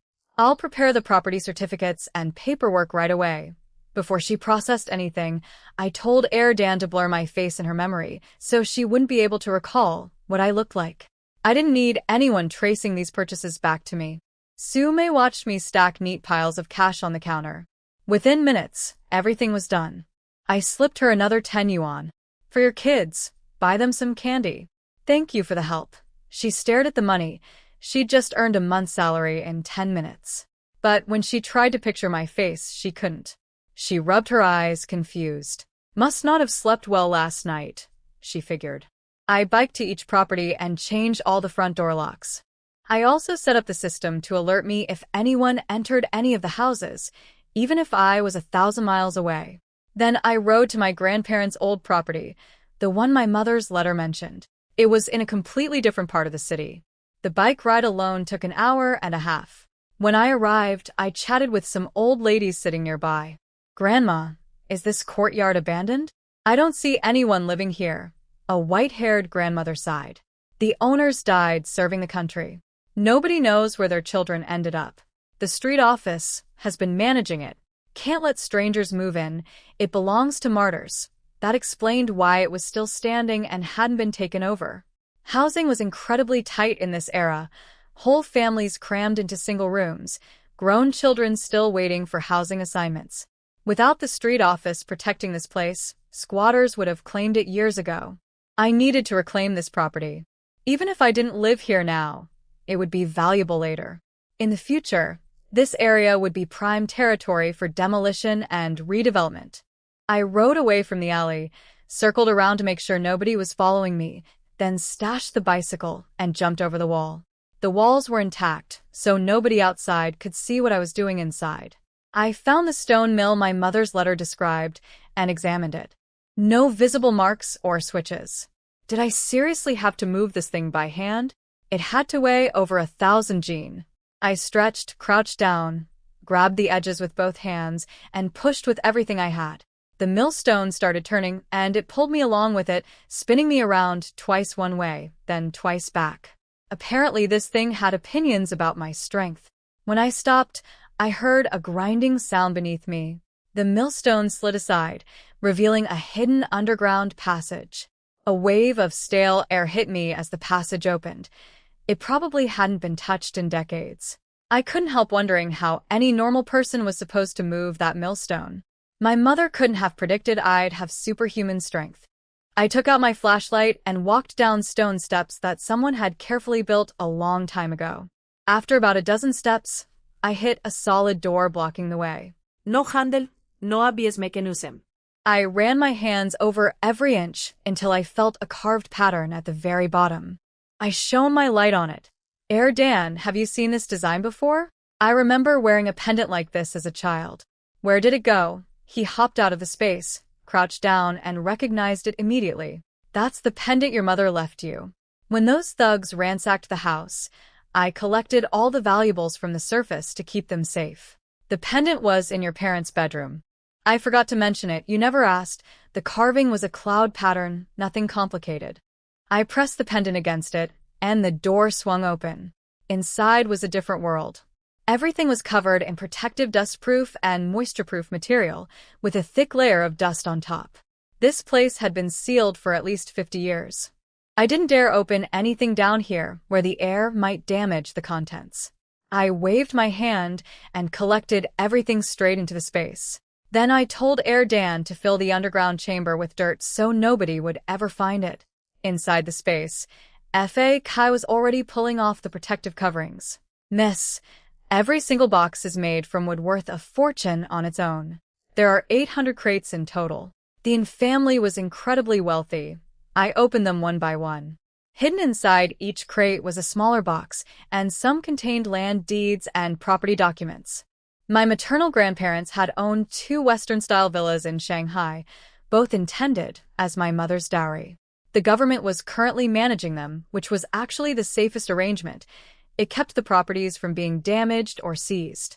Every item was chosen with love: peace locks, gold, jewelry, jade, emerald pieces, all top-quality materials. My grandparents had poured everything they had into preparing for their daughter's future. And now it all came to me. Kai, store these alongside the dowry from Grandfather Chi's side. This is my foundation. Even if I never marry, I'll live in luxury for the rest of my life. Once Dan finished sealing the underground chamber, I changed into a casual dress, hopped on my bicycle, and rode to the post office to mail my packages. It would take 5 days to reach Red Flag County in Ha City. I was leaving on August 20th at 7 in the morning, arriving around 1 in the afternoon, then another 2 hours by bus to the county. I'd reach my destination around 5. By then, my luggage would have arrived too. Perfect timing. With most of my errands done, I decided to enjoy my remaining days in the capital. I rode past the Friendship Store, the exclusive shop that only served foreigners and high-ranking officials. At first I kept going, thinking I couldn't get in. Then I stopped and turned back. Wait, I had special admission tickets. I'd found stacks of them in Mali Yang's hidden stash. Why let them go to waste?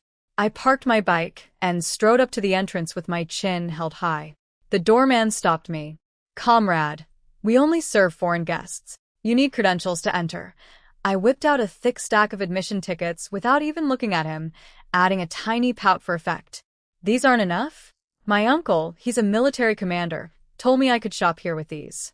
My perfume and lipstick are all used up. I guess I'll just have him come buy them himself. Such a hassle. The doorman practically tripped over himself ushering me inside. Children of high-ranking officials often shopped here with tickets instead of formal credentials. No ordinary person would even have these. Nothing suspicious at all. I laughed to myself. Typical gatekeepers, judging people by appearances. The store wasn't as impressive as I'd expected. Just imported goods, really. But they did carry perfume and lipstick, which was surprising for 1970. Comrade, wrap up these 2 perfumes for me. And I'll take 2 lipsticks, one in rouge red, one in brick red. How much? The clerk snapped out of a daze. Sorry, I spaced out. These perfumes are new arrivals. 80 yuan each. Lipsticks are 20 each. Expensive, but manageable.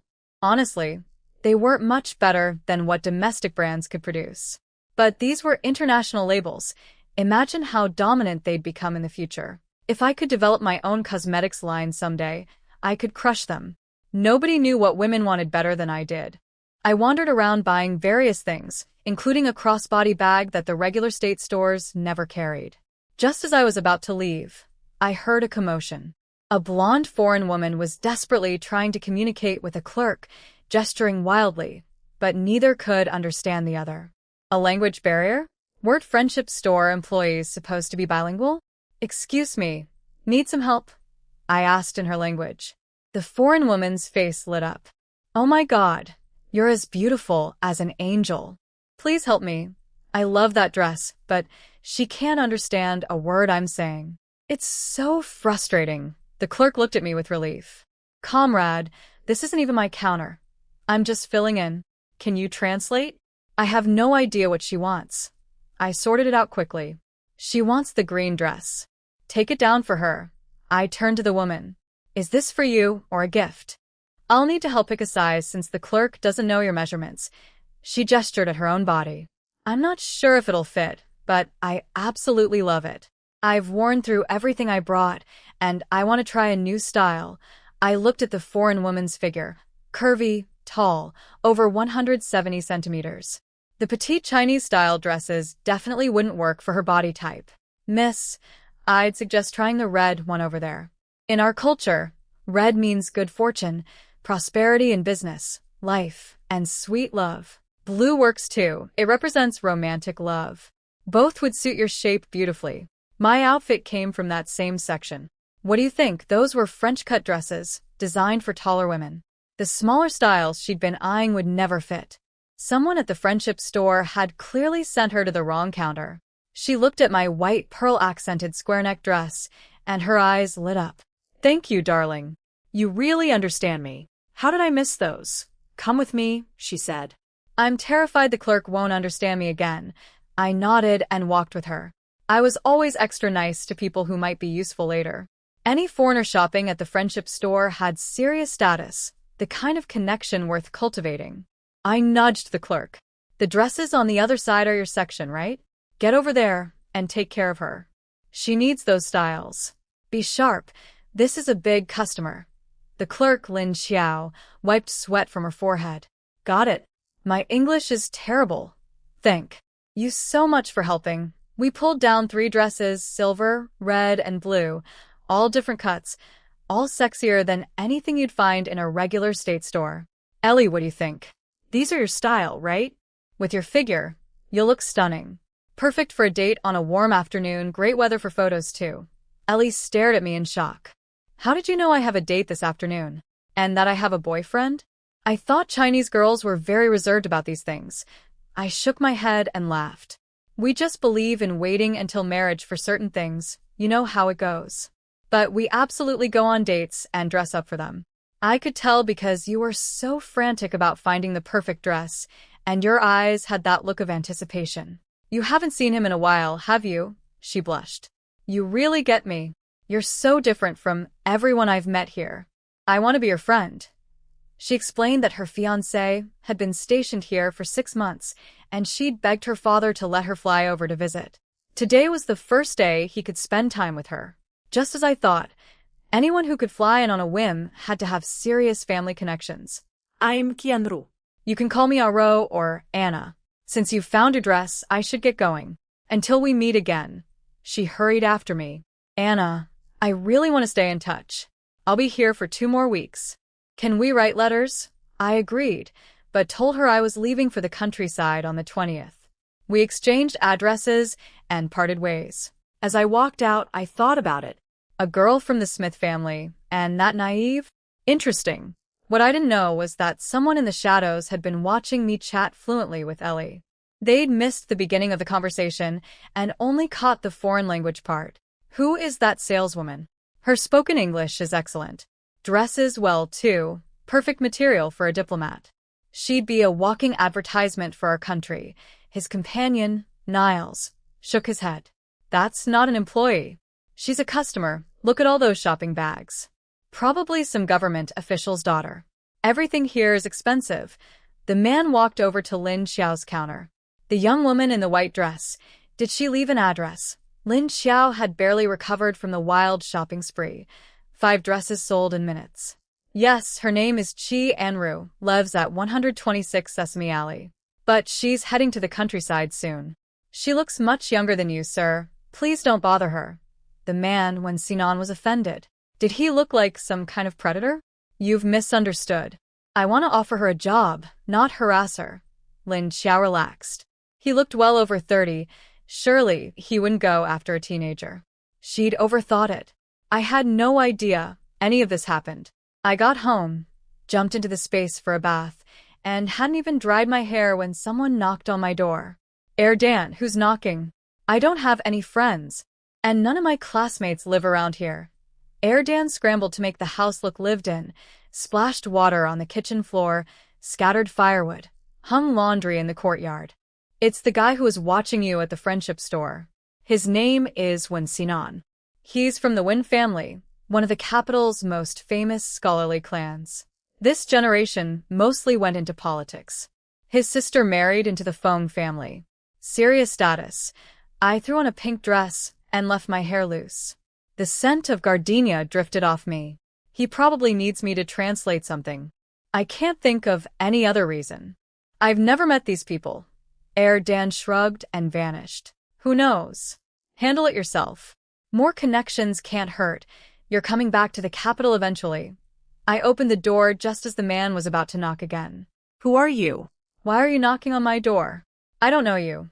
Up close, when Sinan could see I was genuinely young, but striking enough to stop him in his tracks.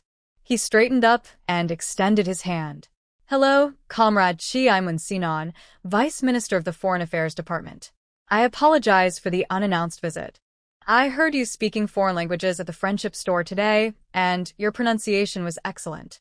I'd like to invite you to take the Foreign Affairs Department entrance exam. I think you'd be a perfect fit. The country desperately needs talented translators. I stepped aside and gestured him in. Come in and talk. I live alone, so the door stays open. I'm sure you understand. When Sinan stepped inside and looked around, a large courtyard for just one person. The rooms were tastefully arranged, clearly the home of a cultured family. I poured him some jasmine tea that Dan had already prepared. This is all I have. Sorry about that. No problem. I'm not very thirsty. First, I'm truly grateful for the invitation, but I'm afraid I can't join the Foreign Affairs Department right now. I've already registered to go to the countryside. I leave in a few days. He wasn't ready to give up. Where are your parents? Could I speak with them? This is about your future. A talented girl like you doing farm work is such a waste. I gave him a sad smile. My parents sacrificed their lives for the country. I'm the only one left. I can't join your department, but I'd be happy to take on translation work. I taught myself Japanese, Russian, English, French, and Korean. Whenever you need me, I'm available. It's just that the capital holds too many painful memories for me. My doctor says staying here isn't good for my mental health. I'm sorry, Comrade Wen. He looked genuinely disappointed. So much talent, so many years of training, and now heading to the countryside. Who are your parents? I'm not prying, it's just that translators need background checks. Some materials are restricted. I understood completely. And honestly, I needed a legitimate job on paper anyway. Otherwise, people would wonder how an orphan girl was supporting herself, and where all her money came from. My parents were senior-level researchers at the National Research Institute. They died in July. I would never do anything against this country. My grandparents were all veteran party members from the war. My loyalty is not in question. His impression of me only improved. My condolences.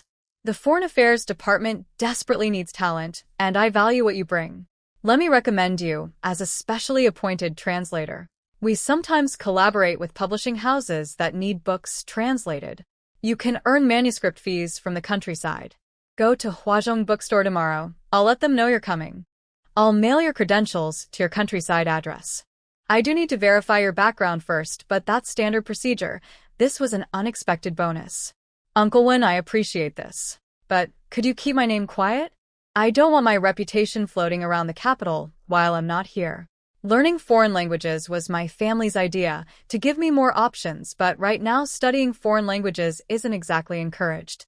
I don't want trouble. The government has already been very generous with my compensation. I'd rather keep a low profile. He nodded approvingly. He could tell I knew exactly when to push forward and when to pull back. Excellent upbringing. If you ever want to come back, contact me directly. I'll always have a place waiting for you. I smiled. Then I'll call you Uncle Wen, he laughed. Uncle works perfectly. I'm 35. More than a full generation older. After he left, I burst out laughing. Everything was falling into place like magic. Though I had to wonder, did people trust me this easily? Was it this face? Did I really look that innocent and obedient? These past few days of playing the sweet, well-mannered girl had almost made me forget who I really was. In my past life, I'd mastered Shaolin boxing, judo, taekwondo, traditional Chinese martial arts, and swordsmanship. I was no delicate flower. But for now, being soft-worked, these people were genuinely good to me. Strong with the strong, gentle with the gentle. That was the rule I'd always lived by. That evening, when Sinan rushed home because his older sister was visiting, his wife, Jean Wenwen, teased him about being late. He waved her off and brought dishes to the table. His sister, Wen Yan, was the principal of a military academy. His brother-in-law, Feng Zhanqi, was from the Feng family, the same family as my Uncle Feng. Over dinner, when Sinan couldn't stop talking about me, he told them about finding a teenage girl who spoke 5 languages fluently, looked stunning, and had beautiful manners, but insisted on going to the countryside because her parents had just died and the capital was too dangerous. Feng Zhanqi set down his wine glass. You don't need to investigate her background. It's spotless. My older brother already tried to keep her in the capital, but she refused. She said she was afraid of being targeted. Is she really that beautiful? When Sinan glanced at his wife nervously. Promise you won't hit me. She's only 17. I'm looking at her purely from an elder's perspective. Jean Wenwen rolled her eyes. Do I look that petty? Just tell me. I'm curious too, he thought carefully. I've seen a lot of beautiful women in my career, but she's different. Captivating without being vulgar. There's an almost ethereal quality to her. Even when she rejected my offer, I couldn't feel angry about it. It's hard to explain. Just looking at her felt comfortable, like watching your own child. And she taught herself at least 5 languages. I couldn't help giving her a translation job. It really is a shame. His mother, Wen Ting, spoke up. She'd never heard her son praise a young person so generously. If she's truly that talented, why is she going to the countryside? Is it really just about her appearance? Wouldn't the countryside be even more dangerous? Out there, law and reason don't always apply. Once you go in, you might not come out. I don't think it's as simple as just hiding from trouble. That evening at the Wen family dinner, Feng Zhanqi, Uncle Feng's brother, explained my situation more fully. It wasn't just about my looks. There were still hidden enemies who hadn't been dealt with. The Revolutionary Committee had nearly driven me to suicide, and my doctor said I needed to change environments for my mental health. That was the real reason I was going to the countryside. Wen Yan, Feng Xingji's mother, sighed about her son. If you're counting on him to look after someone, you'd have better luck waiting for the sky to rain dumplings. It'd be a miracle if he even speaks to the girl. His grandmother, Wen Ting, was more relaxed about it. Leave the boy alone. He's always been the quiet type. When he finds someone he actually likes, all you'll need to do is prepare the wedding gifts. Stop trying to control everything. On August 14th, I rode my bicycle to the Huazhong bookstore, right near the capital's middle school. It was quiet inside, just a middle-aged man arranging books on the shelves with only 2 or 3 customers browsing. Comrade, looking for anything? We have children's books, classic works, everything. Actually, I'm not here to buy. Uncle Wen referred me for a translation assessment. His face lit up with recognition. Comrade Wen contacted me yesterday. You look so young. Knowing 5 languages at your age is really something. I haven't met anyone with oral skills like that in years. He took me upstairs where it was quieter and laid out the details. Translation pay came in 2 forms, per 1,000 characters or per book. Japanese and French paid the highest rates. The work covered everything from literary publications to theoretical texts to classified materials, all spelled out in the contract. Rates depended on skill level. Beginner translators earned about 3 yuan per 1,000 characters, mid-level 5 yuan, and advanced translators earned over 10. Book buyouts ranged from 300 to 1,200 yuan or more. Deadlines varied from 1 month to a year, and late delivery meant paying a penalty. I was impressed. Translating 1 book could earn hundreds of yuan, enough to support a whole family, let alone just me. Just call me Oldly, he said, spreading several documents in front of me. Translate these samples and I'll determine your level and send it up for official review. Here's Japanese, Russian, and English to start. If we need the others later, I'll mail you the materials. I pulled out my pen and got to work. The first piece was a medical text, quite a broad scope. Oldly stood behind me watching, nodding repeatedly. I translated quickly, though some terms needed careful thought to get the phrasing just right. 2.5 hours later, I handed everything over. Oldly, I'm done. How does it look? Also, will I get a translator's certificate? Otherwise, when people see me working on foreign texts, they'll report me for sure, he nodded. Absolutely. Without a certificate, you'd get reported. It'll have your photo, an official stamp, and go into your permanent file. I realized I didn't have any photos of myself. Can I still get a photo taken in time? He pulled out a handwritten contract in triplicate for me to sign. This is your employment contract. I'll be your direct contact. If that changes, I'll write to you in advance. Get me the photo within 3 days. I won't submit your file until then. You've been rated as an advanced translator, so your pay will be on the higher end. Then he handed me 2 books. This literary work needs to be translated into English within 3 months. Buyout price is 300 yuan. This physics text needs Japanese translation within 6 months. Buyout price is 800 yuan. No rush on that one. I looked at both books and almost smiled. I'd read both of them in my father's study through the original Chi Enru's memories. I was already familiar with the content. No problem. I gave him my countryside address for mailing manuscript fees, and the deal was done. Just like that, I had a legitimate side job that would explain my income and keep me productive during my time in the Northeast. Now I just needed a photo for the certificate. I hated black and white pictures. Color photos existed in this era, but were rare and expensive. I'd just take one inside the space, much simpler. Back at home, I had nothing left to do, so I set up a little photo session in the space. I took pictures in different outfits and poses for my translator ID. Erdan watched with growing jealousy until he couldn't take it anymore. Auntie, can you take at least one photo of me? I'm your nephew. This is so unfair. I grabbed him by the collar and snapped the most ridiculous-looking picture possible. The moment he saw it, he shut down completely and locked himself in his little room. I didn't worry. He'd be over it in 3 minutes. The days slipped by. On the eve of my departure, I got a surprise visitor, not anyone from the research institute, but Ellie, the foreign woman from the friendship store. I opened the door, genuinely surprised.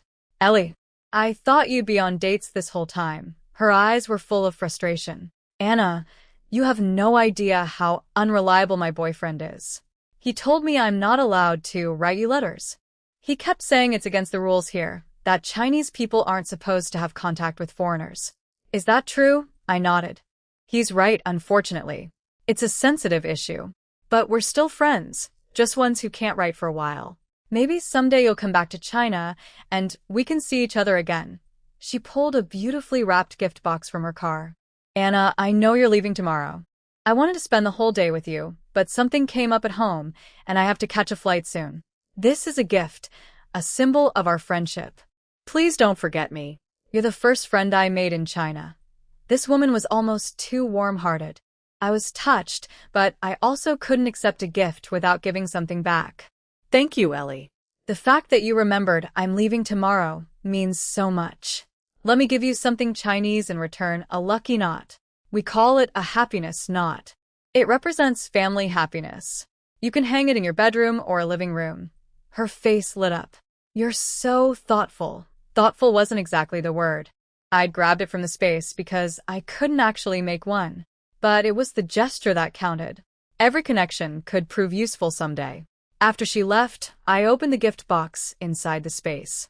It was a full set of diamond jewelry. This woman was incredibly generous. It made my red knot look cheap by comparison. But the knot did carry genuine meaning, so I didn't feel too bad.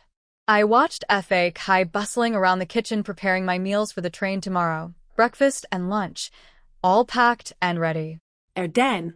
Come help me pick an outfit for tomorrow. Dress or pants? He stomped out with his hands on his little hips. Do I even need to answer that? Who wears a dress on a 30-hour train ride in a hard seat? You want to flash? Everyone? You're not even in a sleeper. You'll be carrying luggage, switching trains, walking everywhere. Wear the overalls and leather shoes. Fa Kai's shoes are comfortable and won't be too hot. Just bring 2 changes of clothes. The rest, fruit, pastries, water bottle, goes in your small bag. Keep your handkerchief, tissues, money, and tickets in the little purse. Everything important is in the space anyway. Travel light. Anything extra is just dead weight. He was right. I agreed with every word. I was drifting off to sleep when the doorbell rang. Erden popped up. Andy, the institute director, and your senior uncle are here. They brought a bunch of stuff. I think they're here to see you off. I jumped out of bed and ran to the door just as they knocked for the 3rd time. Grandpa Wong, senior uncle. What brings you here? I almost fell asleep. Senior Uncle Bai looked at my rosy cheeks and noticed I didn't seem worried about the countryside at all. Your aunt was fretting about you going to the middle of nowhere with nothing to eat or wear. She made you buns, dumplings, braised pork, and sewed a few autumn outfits. She figures you'll keep growing taller, and your current clothes won't fit. Better to have spares than to end up crying, because you've got nothing to wear. I felt a pang of warmth. Senior Uncle, I still have plenty of new clothes at home. They all fit fine. I won't grow that much more. Director Wong squinted at me. Is it just me, or are you several centimeters taller than before? Senior Uncle Bai didn't look too carefully. Kids grow. It's normal. My son Yensheng is 20 and still getting taller. Good nutrition does that. Then he noticed the empty living room, no packed bags, no luggage anywhere. His worry spiked. You haven't packed anything? Do you have any idea how cold the Northeast gets? Without thick quilts, you won't survive. Your hands will be too frozen to move. I laughed and handed them both tea. Grandpa Wong, senior uncle, relax. I mailed everything ahead days ago. My quilts are all new. I've got clothes for every season already there. I didn't want to haul heavy bags onto a crowded train where they could get lost or stolen. Grandpa Wong, thank you. And please don't worry about my future. A few days ago, Uncle One from the Foreign Affairs Department set me up with translation work. Even in the countryside, I can translate books instead of farming. Each book pays a few hundred yuan. I can support myself just fine. If I can farm, I will. If not, I'll treat it as a countryside vacation. Senior Uncle Bai was stunned. In just a few days, I'd already secured a backup plan. He couldn't figure out how I managed to push through grief and handle all of this so efficiently. Director Wong let out a heavy sigh, like he was holding back something painful. Child, I owe you. I cut him off gently. Grandpa Wong, you've all helped me so much. I'm grateful. I won't ask for specific answers or chase anyone down. Whatever the truth is, it'll come out eventually. I can wait. He couldn't explain more, and I understood. Everyone was trapped by the situation. After they drove away, I packed all their gifts into the space and did a final check of the house. Every window locked, every latch secure. I didn't want to come home someday and find the place collapsed. I thought I'd sleep peacefully on my last night. I was wrong. I was drifting off when I heard someone cry out in pain near the wall. Over the past couple of days, I'd glued broken glass along the top of the courtyard walls with nothing better to do. Someone had just found out the hard way. I slipped out of bed and peeked through the curtain. 4 or 5 men were creeping toward my house. Who was targeting me now? I crouched in the corner by the window. The bed curtains were already drawn. Nobody could tell if someone was in the bed or not. Then I heard them prying at the door. I pulled an iron bar from the space and swung it at the first head that came through. Blood sprayed immediately. I looked down at the splatter on my nightgown and frowned. Who sent you? Why are you breaking into my home? I don't remember offending anyone. The guy in front grinned like he'd already won the lottery. Doesn't matter who sent us. We know you've got money. Kill you and we split the house. Boys, take her down. Brother Long will reward us. This girl's got soft skin. I get first turn, then the rest of you. I tighten my grip on the bar. Dan, who's Brother Long? When did I make enemies with street thugs? Dan pulled up their profiles from the space while watching the live feed. The closest Brother Long is a black market boss named Hei Long. His brother-in-law runs a local police station. They've been arrested multiple times but always released. They heard about your compensation money and figured you're an orphan, kill you, and nobody would notice. These absolute scumbags. My parents died for this country, and now street trash was coming to rob and murder me for the payout. After I deal with these guys, I'm going straight to his hideout, I said. Everyone says the black market is where the real money is. Tonight, I'm cleaning out his whole operation, and his brother-in-law doesn't get a pass either. I swung the iron bar in wide arcs. Bodies hit the ground one after another, groaning and rolling. One tried to run. I hurled the bar at his legs. He dropped like a sack of rice. I stood over the loudmouth who'd bragged about having me. What happened to all that confidence? You wanted to touch me? Look at these legs. You'll never get anywhere near them. Did Hei Long give you any other instructions besides killing me? The man looked like he wanted to cry. He never should have taken this job. They'd been told I was just a helpless little girl. Helpless? I was a one-woman wrecking crew. I came at them harder than they came at me, and I didn't care about getting hurt. No other instructions. Just grab you and your money. He said we'd figure out how to get the house later. Oh, and he told us to search the place for hidden valuables. Please, comrade, let us go. We were just following orders. If we didn't obey, we wouldn't eat. We have families to feed. We were blind and stupid. I'll kowtow to you. Please. Even if you kill us, you can't hide the bodies, so you might as well let us go. I'll pretend none of this happened. I smiled coldly. He was even kind enough to remind me about body disposal. I waved my hand and sucked all of them into the space. Fa Kai, clean up every trace out here. And set up mouse traps and booby traps along every wall. I want to see who tries climbing in next. I changed clothes, jumped on the electric scooter, and raced toward the black market. It was near the hospital, not too far. When I arrived, I could hear them inside drinking and laughing. Wonderful mood they were in. They'd sent thugs to assault me while they partied the night away.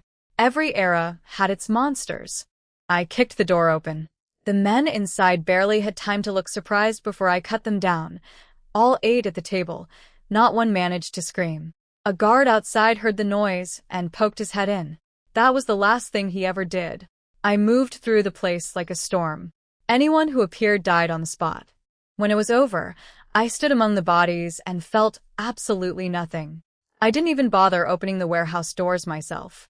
Dan, the assets are your job. I'm heading to the next location. Dan looked at the bodies on the floor with disgust, worried about getting blood on his new clothes. He waved his little hand. Collect. Everything of value disappeared into the space. He swept through the surrounding buildings too, all stolen goods from corrupt criminals. Nothing wrong with taking from thieves. Then Dan set the bodies on fire. Every last one turned to ash, including the men from my courtyard. The whole area was empty of residents, so no innocent people were at risk. I rode into the night toward the brother-in-law's place.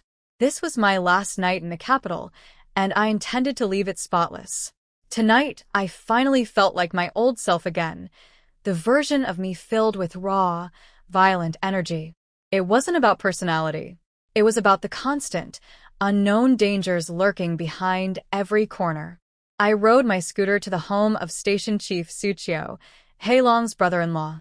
He lived in a government family compound, so I kept things quiet. I took all his hidden money, then severed the tendons in his hands and feet. From now on, he was useless.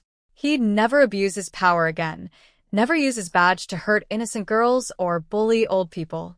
I tied him up with his signed confession and crime evidence hanging from his neck, then dumped him at the police station, but this time I hung him from a tree out front.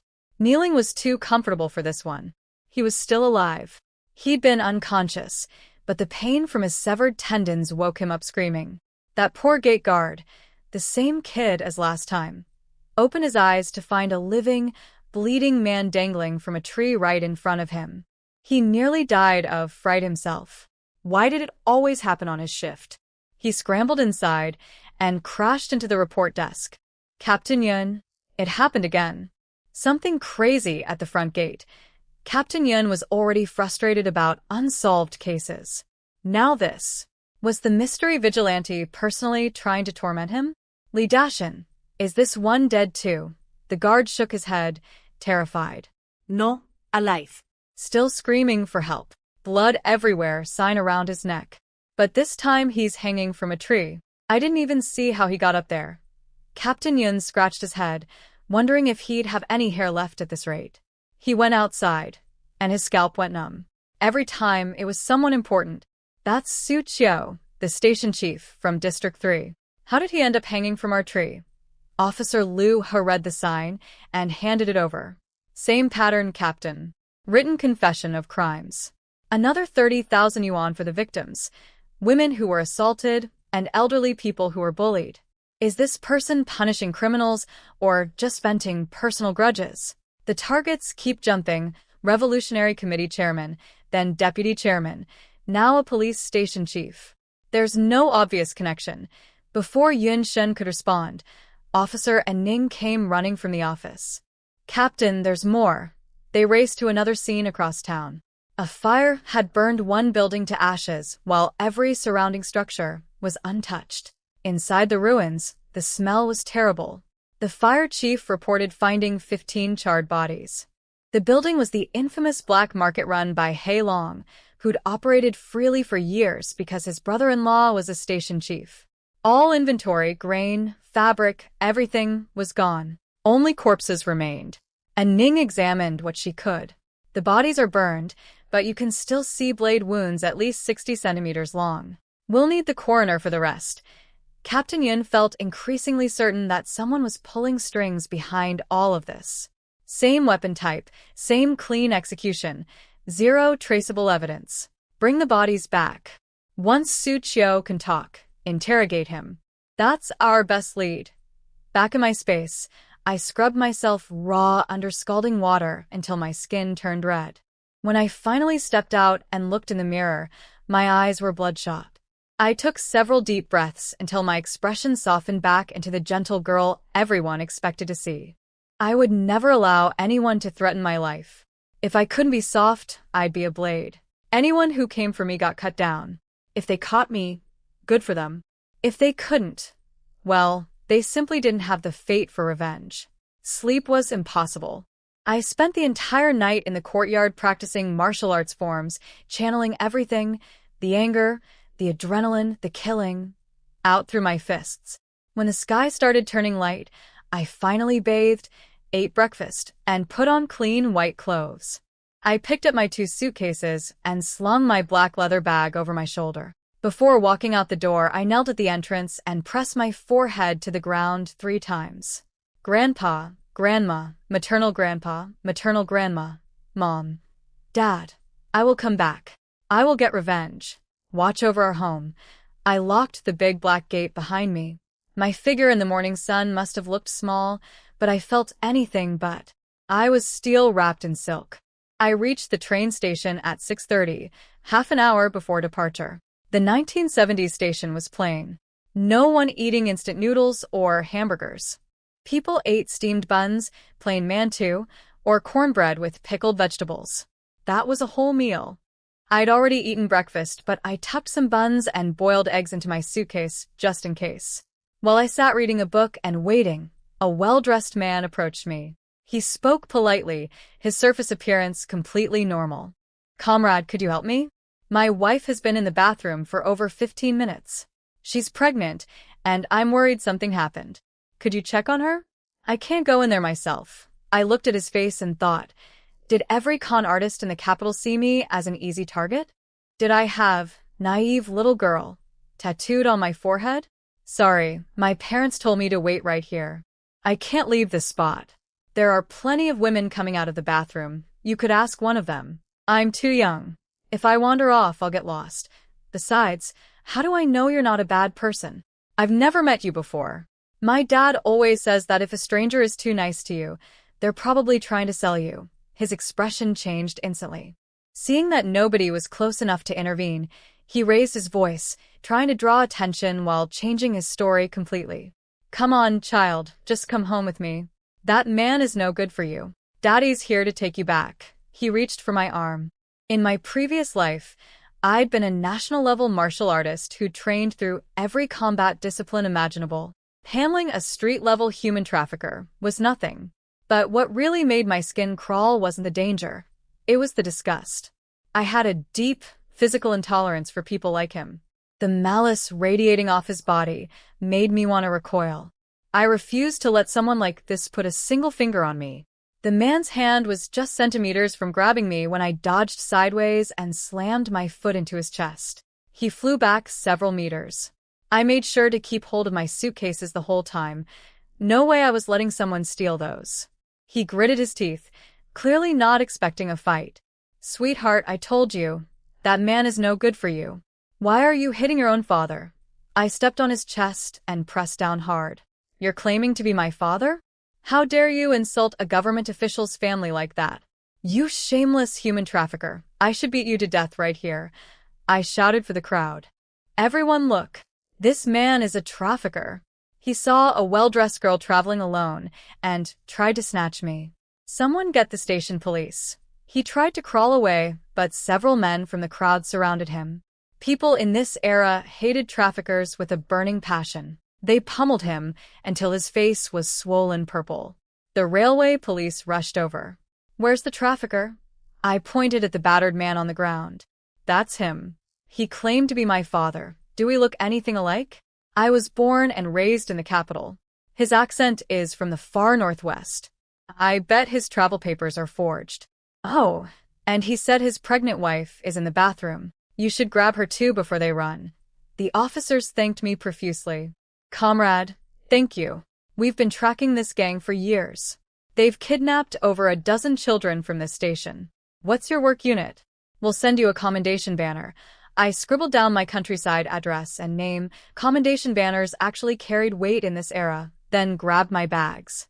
I've got a train to catch. Thanks for the help.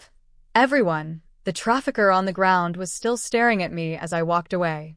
An officer punched him again. What are you looking at? You could never produce a daughter that beautiful. You're rotting in prison for life. I joined the boarding line, ticket in hand, and let out a breath of relief. Just as it was my turn to step on, someone shoved me hard from behind. My foot slipped, and I nearly tumbled onto the tracks. I spun around. What are you pushing for? Can't you see someone's in front of you? I almost fell in. I could have died. The woman showed zero remorse. It wasn't on purpose. I was afraid of missing the train. Are you going to buy me a new ticket if I miss it? I couldn't believe this person. Please don't let her be going to the same village as me. Am I your father? Buy your own ticket. Do you want a slap across the face instead? Apologize to me right now. The woman, Chen Zhaodi, refused. I'm not apologizing. It wasn't intentional. You didn't even fall. You're standing right there without a scratch. Stop being so dramatic. What are you, some capitalist's pampered princess? I wasn't about to take that. I set my luggage on the train, grabbed her bag, and hurled it across the platform. It tumbled several times, and the jar of pickled vegetables inside cracked open, leaking sour liquid everywhere. Your luggage is fine too. Not a scratch. So stop being dramatic. Everyone watching had a different reaction. Some laughed, some frowned, a few looked like they wanted to applaud. Nobody messed with me, and walked away happy. I stepped into the train car and immediately felt like I'd entered a barnyard. Clucking chickens, quacking ducks, every animal sound imaginable, plus the thick smell of sweat from dozens of bodies pressed together. At least the windows opened, or I'd have suffocated. I got lucky with a window seat. Only 2 people on my side. I set out my water bottle, breakfast, fruit, and a book, then tucked my suitcases under my feet. Outside, parents were hugging their children goodbye, crying as they sent them off to the countryside. If my parents were still alive, I wouldn't be on this train. I wouldn't have to endure any of this. But life didn't deal in what-ifs. I was here. This was the hand I'd been dealt. Then my eyes caught a familiar face on the platform. Shi Haoyan, the researcher from the institute who'd questioned my parents' loyalty during the meeting. I remembered he had a son and a daughter. The daughter had already married and moved to Ha City. The son was the family's precious treasure. His wife would never let him go to the countryside. Yet here he was, seeing someone off on the same train, same car as me. Very suspicious. My radar went up instantly. From now on, anyone near me was a potential enemy. I glanced away just in time to spot another familiar face. Someone connected to the Chiu family. They'd sent not just a grandson, but a granddaughter too. Were they planting two people around me? Or was there something valuable at this particular village that I didn't know about? This countryside trip was going to be much livelier than I'd expected. My inner warrior was already itching for action. I wondered what rewards Erdan would give me this time. That reminded me, I hadn't collected yesterday's rewards yet. Erdan. Where are my rewards from last night? I wiped out a whole criminal operation. You'd better not have pocketed them. He was lounging in the space with his legs crossed, eating ice cream. There in the space. Go look yourself. So lazy. I checked the floating display. 5 teleportation cards, range. Within 1,000 li, 3 invisibility cards, 1 hour each, 5 skin whitening pills, 30,000 yuan cash, a national banquet chef skill, and an oral technique skill. Not bad at all. The teleportation cards had limited range, but were more than enough. The invisibility cards could each last an hour. The cooking skill was perfect for my situation. Even in the countryside, I refused to eat badly. And the chef-level ability meant I could make anything. I just hoped nobody would try to cling to me out there. I was not anyone's caretaker. I'd read enough novels to know the type. Sister, I can't do anything, can you cook for me? I'll pay. One sentence like that, and they'd get a slap. I was the high-maintenance one around here. Other people served me, not the other way around. While I was lost in thought, a bag slammed down right next to my feet. If I hadn't dodged in time, my toes would have been crushed. I looked up, and my mood plummeted even further. Chun Zhaodi. The pushy woman from the platform. She was in my car right next to me. I was starting to think the universe was personally messing with me. Everyone around me was either an enemy or a headache. The woman who dropped her bag on my feet turned out to be Shun Suetsue, a girl from my class at the military academy. Her father was a military camp commander, but the family valued sons over daughters and treated her like a servant. She'd always been jealous of the original Chi Anru, mocking her every time she wore something nice or brought good food to school. She was the most despised girl in our class. And now she was on the same train to the same region. Wonderful. I could only pray we weren't assigned to the same village. I channeled my frustration into eating and pulled out a meat bun. The aroma filled the entire car. Shun Suetsue sat right next to me, practically drooling, and her jealousy kicked in immediately. Chi Anru, how can you eat like this? Your parents are dead. Shouldn't you be grieving? That's their blood money you're spending on meat. As a classmate, I feel ashamed for them. Every head in the car turned toward me. Some with pity, some with mockery, some with contempt. I didn't need a single one of those looks. I slowly peeled a boiled egg, keeping my expression soft and wounded, then fired back. Shun Suetsue, envying and mocking me at school was one thing. My parents sacrificed their lives for this country. I'm proud of them. But does their death mean I should stop living? I gave up a government-assigned job to go support the countryside, carrying on my parents' spirit. What's wrong with that? I'm spending money my parents earned. Why shouldn't I? Your thinking is too narrow. Maybe you should get off this train and go get some proper ideological education. I'm a minor using my parents' money. Would you rather I burden the state? Now that would be truly selfish. Then, still chewing my egg, I grabbed Shin Suetsue by the collar, lifted her, and tossed her right out of the car onto the platform. She rolled a few times and got some scrapes, but nothing life-threatening. I wiped my fingers delicately with a tissue, each one white and flawless, like carved jade. Several people stared, mesmerized by the contrast between my gentle hands and what they'd just done. Shun Tsuetsue, I'm only warning you once. Don't insult my parents. When I get angry, the consequences are serious. Understand? I tossed her luggage after her, my voice still silky soft. Stay away from me. If I hear you chirping in my ear again, my hands are going to itch. She scrambled to grab her bags and barely made it back on before the doors closed. She was in pain everywhere, but too scared to say a word.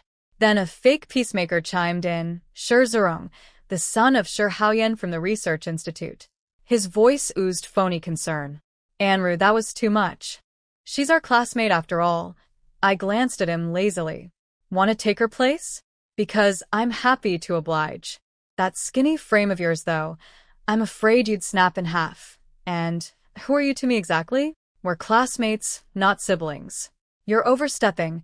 Before I could relax, a young man in a white shirt and military green pants sat down across from me. Expensive watch on his wrist. Another elite family kid. Hello, comrade. I'm Chi Rue, 20 years old, heading to Shigong Brigade in Red Flag County. I shook his hand and immediately felt the calluses, specific spots that only came from military weapons training. He hadn't been discharged. So, why was he going to the countryside? A mission? Undercover work? Nice to meet you, Comrade Chi. I'm Chi Anru, just turned 17. Same destination. What a coincidence. Though maybe he's up on the handshake next time. Your grip gives away your lifestyle habits. His face froze. Caught already on the very first handshake. Not a great start for an undercover agent. Thanks for the tip. I'll be more careful. Then a girl named Qiu Qingling, granddaughter of the Qiu family, threw a barb from across the aisle. Comrade Chi, girls should be more gentle. Otherwise no man will want you. I just swallowed my last bite of bun. Could these people let me eat in peace for 5 minutes? Who are you? Do I know you? Coming up to a stranger and giving unsolicited advice, you have zero sense of boundaries. And no man will want me? With this face? Sweetheart, it's not that men don't want me. It's that I don't want them. Don't mistake a pumpkin for a honeydew melon and think it's worth something. My eyes work just fine. Chi Rue was genuinely impressed. My mouth never lost a fight, and my hands were just as capable. Then Chen Zhaodi, the woman who'd pushed me on the platform, stumbled over with her damp, disheveled self and plopped down right beside me. Her wet clothes pressed against my arm, and every hair on my body stood up. I shoved my bag between us as a barrier and pressed myself against the window. While I was staring at the scenery rolling backward, another man sat down near Chi Rue. He looked educated and refined, but his eyes betrayed him. Calculating, scheming, with a hidden agenda for going to the countryside. Hello, everyone. I'm Qin Jing'an, 19 years old, also heading to Shigong Brigade in Red Flag County. Anyone else going there? Qiu Qingling recognized him immediately. Qin Jing'an? Your mother actually let you come? She treats you like a glass doll. He responded with a perfectly practiced smile, so rehearsed it was practically see-through. I already knew from Erdan's files that he was the son of Qin Weiming, a division commander in the 118th Army. The Qin family had some truly chaotic scandals brewing behind closed doors. If the truth ever came out, it would shake the entire capital. Everyone looked at me, waiting for my introduction. Oh, Qianru, 17. What a remarkable coincidence that we're all going to the same place. If my registration hadn't been filed by someone else at the last minute, I'd almost think this was all arranged, Chen Zhaodi muttered under her breath. Who'd want to go to the countryside with you? You think you're something special? Rude and disgusting. I tilted my head toward her. Chen Zhaodi, are you talking about me? Because I remember your luggage didn't fly far enough last time. If it went out this window, you'd never find it again. You'd be sleeping naked in the northeast winter. Want to test it? She shut up instantly, clutching her bags tight. That luggage was everything her family had given her. Losing it meant freezing to death. In her mind, she was probably plotting revenge for when we arrived. But in my mind, I was already 10 steps ahead. This countryside adventure was shaping up to be very entertaining enemies, undercover agents, scheming rich kids, and jealous classmates, all packed into one tiny village. My metaphorical 10-meter machete was ready. Bring it on. Zurong bounced back from my earlier put-down like nothing happened and decided to play group leader. Since we're all from the capital, let's introduce ourselves.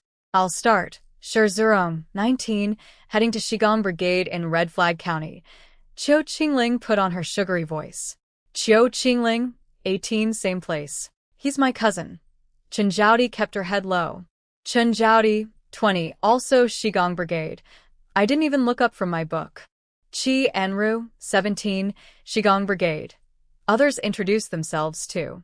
Some were getting off at earlier stops, not going as far northeast as us.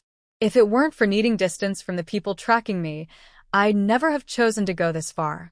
Staying close to the capital would have been far more convenient. Qin Jing'an watched me eat nonstop and finally spoke up. Comrade Qi, you're an only child. You shouldn't have to go to the countryside at all. You're not even 18. The Northeast is brutal, freezing winters, backbreaking labor, maybe 1 gene of meat per year. Are you sure about this? I looked at the grape in my hand, debating whether to put it down or pop it in my mouth. I chose my mouth. My parents were party members. They taught me to love the country and serve the people. Supporting the countryside is a fine way to honor that. Maybe the Northeast won't be as bad as everyone thinks. And if I can't handle it, I'll find a way back. It's not like I don't have a house in the capital, Qiu Qingling snorted. Who do you think you are? You can't just come and go whenever you feel like it. Your family has no connections. What are you going to do? Talk your way home? I gave her a casual glance. Across from me, Qi Rui flinched. He'd sensed something dangerous in my eyes. Real killing intent. He was confused, though. How could a soft-looking girl carry that kind of energy? Comrade Qiu, some people don't need their parents to stand on their own. Some parents might as well be dead for all the good they do, having them or not. What's the difference? Whether I can return to the capital whenever I want is a question of my ability, not your business. Don't reach too far. You might lose the hand. Your parents aren't exactly in any position to back you up, she exploded. Qianru. Are you cursing my parents to die? You're disgusting. My father is a military officer. I'll report you. I leaned against the window, letting my hair blow in the breeze. Pull your eyeballs back in. They're about to pop out like a toad turning into a demon. Terrifying. When did I curse your parents? I said some parents are as good as dead. Are yours like that? I don't even know them. How could I be talking about them? Don't drag me into your family's issues. Whatever's going on with your parents is none of my concern. Report me for what? Saying something you applied to yourself? If your parents drop dead, that's their business. I won't be at the funeral. She lunged at me, but Zurong grabbed her. Qingling, calm down. Anru didn't mean it that way. You misunderstood. Then he turned to me with, heaven help me, a tender look in his eyes. Was he seriously trying to be the protective male lead right now? Did he think he was handsome? Low nose bridge, single eyelids, glasses, maybe 177 centimeters, built like a baby chicken. And he was giving me flirtatious eyes? I wanted to gag. Anru, just let it go. Qingling is straightforward. She can't stand anyone talking about her parents. Just apologize and it's over. I rubbed my forehead. Some people truly couldn't read a room. Are you two done performing? Should I hand out acting awards? Brilliant emotional drama, really Oscar-worthy. Zurong, is your brain clogged with something foul? Can you not tell the difference between close friends and total strangers? We are classmates, not family. Call me Comrade Qi or Comrade Pool, not Anru. He made a wounded puppy face. Absolutely revolting. And stop looking at me like you just swallowed something rotten. It makes me sick. Don't mistake her stupidity for honesty. In front of me, both are worthless. Chen Zhaodi saw Qiu Qingling getting attacked and rushed to her side. Of course, Chen Zhaodi had always attached herself to the Qiu family for benefits. That's how she'd managed to stay in high school. Her family only supported her because the return on investment was good enough. Comrade Qi, we're all going to the same place. Why be so aggressive? Nobody will want to cooperate with you. You won't even have anyone to share meals with. I rested my chin on my hand and gazed out the window. Why would I share meals with any of you? I'd be terrified you'd spit in my food or poison me. Stop bothering me while I'm enjoying the scenery. Keep it up and I'll throw you out. If you land on the tracks, you'll be in 2 pieces. Chenjiao didn't believe I'd actually do it. She kept pushing with that clueless expression. Comrade Qi, you clearly made a mistake. Why won't you admit it? You'll end up with no friends this way. You don't have parents anymore, so if you don't even have friends. Before she could finish that sentence, I grabbed her and shoved her upper body out the open window. People screamed. I held her there, half dangling from a moving train, smiling calmly while my hair blew back in the wind. My eyes were anything but calm. Chenjiao, exciting enough for you? I told you not to bother me. I told you I'd throw you out. Want to see what happens next?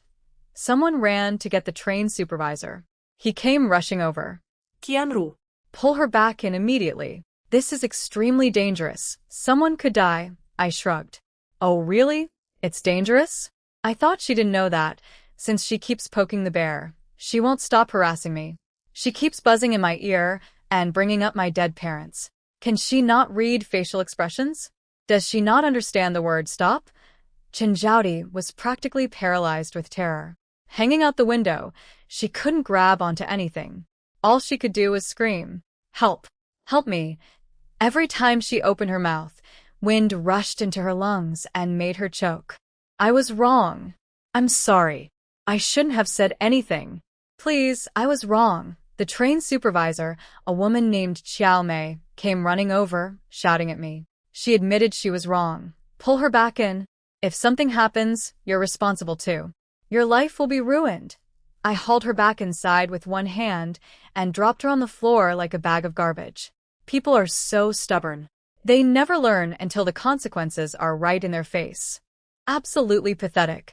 I pulled out a tissue and wiped my fingers one by one, my face showing nothing but annoyance at having touched her. Shi Zhurong was stunned. In his memory, Qi Anru was gentle, quiet, obedient, studious, well-mannered. He couldn't understand how I'd become this person. He probably figured my parents' deaths had broken something in me. Qiu Qingling was shaking. Her fingers trembled, and her lips wouldn't stop quivering. She whispered to her cousin, "She'll actually kill someone. She really will." Chenjiao almost fell. How can she be like this? This is nothing like what the family told us. Shi Zhurong snapped at her. Shut up. If you hadn't kept provoking her, none of this would have happened. Her opinion of us is probably at 0 right now. Xiao Mei stood in front of me with a stern expression. Do you realize how dangerous that was? What you did is against the law. I held out both wrists, completely calm. Then arrest me. Tell me exactly what crime I committed and how many years I'll get. When they were mocking me, interrogating me, and bullying me, where were you? You're supposed to be the chaperone. I thought you'd disappeared. Her face tightened. She was used to being flattered by everyone, parents bribing her for good countryside placements for their kids. Nobody had ever pushed back like this. What's your name? This is outrageous. I'm transferring you to a labor farm in the Northwest. My eyes actually lit up. Great. Go ahead. I'll get off right now. Can I jump from a moving train? I can handle it, I won't die. That panicked Shi Zhurong and the others. If I got off, whatever plans they had would fall apart. Qin Jing'an smoothly stepped in with his polished voice. Comrade, Qi was just defending herself. A bit extreme, yes, but Chenjiao is unharmed. The registrations for Shigong Brigade are already processed. If something had gone wrong, you'd face consequences too. Better to let it go, don't you think? Xiao Mei recognized him. Leadership had specifically told her to handle certain passengers with care. She deliberately stayed invisible during the arguments, hoping to avoid responsibility, and nearly ended up with a death on her hands. She backed down. Fine. This goes on your record as a warning. No next time. I shrugged. Sure, write it down right now. I'll watch. And when we arrive, I'll call the leadership and praise you personally. Tell them how dedicated you are, how you specifically let situations escalate to test our crisis response skills. Really outstanding work. Definitely deserves a promotion. The color drained from her face. Did I have connections too? She couldn't afford to wreck her own career over this. Forget it. This matter is closed. Don't let it happen again. Nice try, lady. Threatening me while sucking up to the rich kids? Nobody was going to push me around. Meanwhile, Chenjiaodi had crawled to the bathroom and couldn't stand up. She said later she'd seen a vision of her dead great-grandmother beckoning her. The terror was so complete that she couldn't even pull her pants down in time. She wet herself right there on the bathroom floor. She hung her pants out the tiny bathroom window to dry in the wind, crying the whole time. Her life was miserable, unloved parents, no real friends, no control over her own marriage. She'd been sent to the countryside to replace her younger brother, the precious son who couldn't be made to do hard labor. She'd been about to get married when they pulled her out. She swore she'd remember this humiliation forever and would make me pay someday. I, on the other hand, was perfectly comfortable. With everyone too scared to sit near me, I stretched across 2 seats and leaned against the window for a nap. Qin Jing'an studied me all morning. The quiet reading, the playful eating, the explosive violence, the razor-sharp tongue, and the genuine willingness to go through with threats. None of this matched the information he'd been given about Qi and Ru. Either someone had lied to him, or this was just how I protected myself. I didn't nap for long. I opened my suitcase and pulled out 3 meal containers: braised pork, chicken stewed with mushrooms, and twice-cooked pork. 3 full meat dishes plus 3 steamed buns. Not exactly a poor orphan's lunch. Ki hui Kolgeda Vardli. Comrade Qi, you haven't stopped eating all morning. You're still hungry? I looked up, genuinely confused. Why wouldn't I be? Those were just snacks. They don't count. Aren't you eating? He stood up. I'll eat at the dining car. Want me to bring anything back? A thermos of water. Make sure you rinse it clean with hot water first. My milk powder from this morning left a strong taste. Milk powder? That was usually for children. But then again, I wasn't even 18 yet. Still growing. Though looking at my figure and the strength I demonstrated, it was hard to argue I needed more nutrition. Qiu Qingling saw everyone eating and suddenly felt hungry too. She called to her cousin. I've got meat buns, fried eggs, and braised pork from Mom. Want to share? Shi Zhurong declined and ate his own food. She made a show of bragging. Mom said to call her whenever I run out of money. Not like certain people who could never compare to me. I almost laughed. This little Nat was showing off meat buns like they made her royalty. A frog sitting at the bottom of a well, thinking the circle of sky above was the whole universe. After lunch, I went to wash my meal containers. On the way, I spotted Chenjiaodi and Shun Suitsue huddled together whispering about something, probably plotting against me. I didn't care. The train's washing area was terrible. Grease wouldn't come off my hands, so I secretly squeezed out some dish soap from the space and scrubbed everything clean. In my previous life, I'd never washed a single dish. This was going to take some getting used to. I dried everything with a tissue, went back to my seat, arranged my containers neatly, and immediately felt drowsy. A full stomach always knocked me out. While I slept, Chirue came back and quietly set my water thermos beside me. He noticed I'd been reading a literary novel and seemed amused, the most violent girl on the train reading poetry and prose. He mumbled something about beautiful women always being dangerous. Qin Jing'an caught him staring. Interested, Chirue shot him a look. Don't talk nonsense. I know my place. A girl like her needs someone powerful. I'm just a small-time educated youth, but I noticed his eyes kept drifting toward Shi Zhurong and Qiu Qingling with suspicion. He was clearly thinking the same thing I was. Why would military families voluntarily send their children to the countryside when they had every right to get comfortable government jobs instead? Why were they all converging on the same tiny village? And why did it all seem to revolve around me? I was just an orphan girl. What could possibly make all these elite families send their precious children chasing after me to the middle of nowhere? While I dozed, Chenjiaodi crept back to her seat beside me. Immediately, Qiu Qingling wrinkled her nose and launched an attack. Chenjiaodi, did you fall into the toilet? What is that smell? It reeks. Can't you smell yourself? I'm going to suffocate. Chenjiaodi kept her head down, mumbling that she'd gotten something on herself by accident and already washed it off. Qiu Qingling wouldn't let up.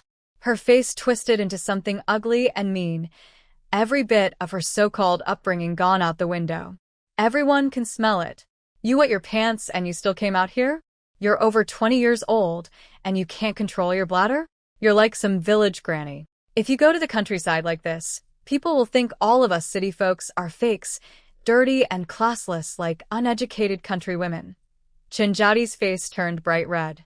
She had nothing to say back, but someone else did. A plump woman sitting behind Chinjati, sturdy build, square jaw, hair neatly combed, turned around and spoke up.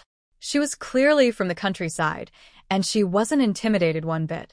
Young lady, watch your mouth. What does wetting your pants have to do with country people? When we go out, we dress in our best clothes, clean and proper. How dare you say we have no manners? You make us sound like we've never had any education. You talk nice about supporting the countryside, but the way you act, it's more like you're coming to lecture us. Yes, we're country folk, but we know right from wrong and basic human decency. Unlike you, running your mouth insulting everyone around you, we might only know how to farm, but let me tell you, without us uneducated farmers growing your food, you city people can eat dirt. Qiu Qingling stood up, her powder makeup crumbling off her face after half a day, making her look more ridiculous than intimidating. What did you just say? I have no manners? I'm a high school graduate. The village woman didn't flinch. She put her grandchild down and stood up, at least 170 centimeters tall, towering and formidable. Even if she had an accident, that's her private business. You don't broadcast it to everyone. You said yourself she's 20. Don't you think she knows her own situation? Everyone has struggles they can't talk about. Embarrassing her publicly like that is just cruel. Chinjati looked at this stranger defending her with disbelief. Nobody ever stood up for her. But she still couldn't fight for herself. She clutched her pants and whispered, "It's okay. I'm used to it. I'm the one causing problems. I'll just leave." The village woman shook her head in frustration. Hopeless. If you let people walk all over you, you deserve what you get. She picked up her grandson and spoke to him softly. Listen to Grandma. If you ever let someone treat you like that without fighting back, I'll break your legs myself. Nobody gets to laugh at you, not even your own parents. You're going to stand tall. Everyone makes mistakes. The shame isn't in falling, it's in not getting back up. Understand? The little boy, maybe 4 years old, nodded seriously with his tiny voice. I understand, Grandma. Mama says be polite outside, stay clean, and don't bother other people. I remember. Qiu Qingling's face cycled through red and purple. A 4-year-old had more dignity than she did, and everyone on the train knew it. Zhurong pulled her back down. Just rest. Stop disturbing people. We still have a long way to go. She glared at me sleeping peacefully and fumed. How could I just eat and sleep like nothing happened? Like a pig with no worries in the world. Chinjati hid in the bathroom again, washed her pants in the tiny sink, and held them against the window to dry in the wind. She cried quietly the whole time. Her life was nothing but misery, unloved by her parents, looked down on by everyone, forced to replace her brother in the countryside when she'd been about to get married. She put the still damp pants back on. Somehow, wearing them clean made her feel like she could face people again, like she could prove she wasn't dirty. But some stains don't wash out. Self-respect, once soaked through, is like clothes left in the rain too long. Even when you hang them in the sun again, the smell of mildew never fully goes away. When I woke up, rain was pouring outside, and the windows were shut. I checked my watch, past 6 in the evening. I'd slept 5 solid hours. My arm was completely numb from being used as a pillow. I noticed Qi Rui had my book. I didn't mind, it was just a novel. My water thermos was still warm. Did you refill this? He nodded. Girls shouldn't drink cold water. My sister gets terrible cramps from it, so I figured I'd keep yours hot. Want to grab dinner? The dining car should be less crowded now. I agreed. Mostly I just wanted to breathe different air. Our car smelled like everyone's leftover lunch combined. I grabbed my small bag and left my suitcases behind without a worry. Nobody was going to steal them in front of all these witnesses, and even if they did, I'd get them back fast. Pushing through the packed train to reach the dining car was an ordeal. People carried everything: chickens, bundles, farming tools. The 1970s trains had almost no restrictions on what you could bring aboard. Chirui looked at the menu. You should order stir-fry dishes. I'll just have a bowl of noodles. I'm used to keeping things simple. I waved that off. Forget that. You've been refilling my water all day. Dinner's on me. Actually, I'm mostly curious. What's your mission at Shigang? Are you there on assignment? His lips pressed together, which told me everything. Fine, I understand. Classified stuff I won't ask about. I just need to know you're not there to spy on me. Spy on you? He looked surprised. You think those people on this train are all watching you? Your parents sacrificed their lives for the country. How did you end up with enemies like the Chiu family and the Shi family? These are people who've held power in the capital for decades. I ordered for both of us. Stir-fried pork, mapo tofu, eggs with peppers, and 2 bowls of beef noodle soup. Then we sat by the window, and I laid it out. Honestly, I don't understand it either. It's like they're all chasing after something. But I truly have nothing except the savings my parents left me. Nobody would mobilize this many people over that amount of money. I'm still just guessing at this point. But lately, too many people have appeared around me. Revolutionary Committee members, military children, Research Institute kids, even old school enemies. Maybe my life was too peaceful before, and now they all want front row seats to watch me fall apart. Chirui didn't have answers either. Give it time. Things will surface eventually. When we get there, I'll ask my boss to keep an eye out. He's sharp. If something's off, he'll catch it. I appreciated that he'd shared even this much. As a military man, telling me anything was already a gesture of trust. Our little dance of testing each other was over. He was the only person on this train who didn't exhaust me. Before our food arrived, the 3 stooges walked into the dining car. Chiu Qingling, Shi Zhurong, and Qin Jing'an. Like ghosts that couldn't be shaken. Look, I muttered. My little entourage has arrived. Even palace maids aren't this devoted. Chirui burst out laughing. They sat at the table next to ours. The moment the food came, Chiu Qingling couldn't resist. What a fox. One short nap, and she's already got a man buying her meals. So talented. Unlike some of us who believe in self-reliance. Girls with no self-respect are like rotten cabbages. Even thrown away, nobody picks them up.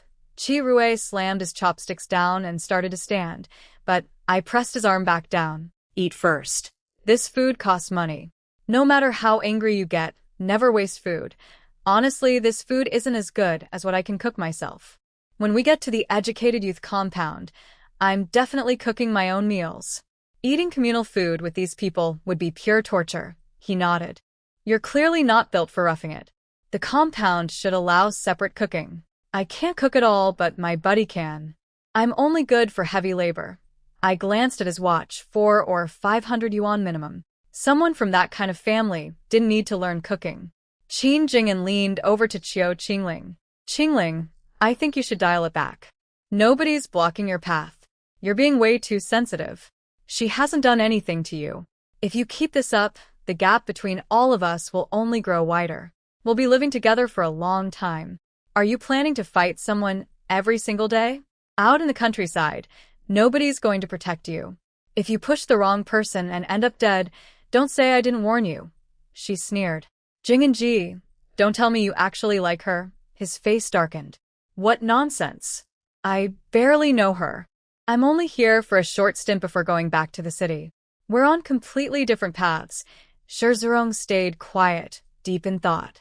He didn't know why the Qin family had sent someone to the countryside either, but he was certain they had no real need to. There had to be a hidden purpose. And why were they getting close to me? Could I be carrying some other secret? Chiu Qingling noticed both men ignoring her, lost in thought, and decided it was because I'd bewitched them.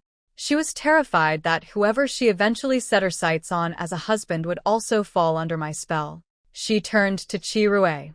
Comrade Chi, I haven't seen you around the capital before. Which family are you from? Why would someone your age go to the countryside?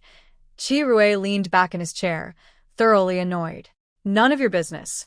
You really want to manage everything? Should I tell you when I go to the bathroom too? I got kicked out by my family for making a mistake.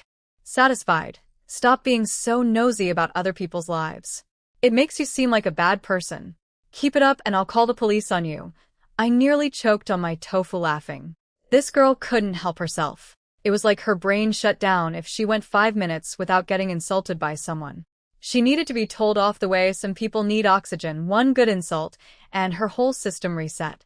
It was almost a medical condition. I started to wonder if the Chiu family had sent her specifically as a sacrificial pawn. Because I couldn't think of any other reason to deploy someone this stupid as a spy. Even the original Chi Anru, without me inside her, wasn't some clueless fool. She genuinely understood physics and spoke 3 languages. She wouldn't have fallen for transparent manipulation either. These people thought they could extract secrets from me using a girl who couldn't keep her mouth shut for 10 minutes?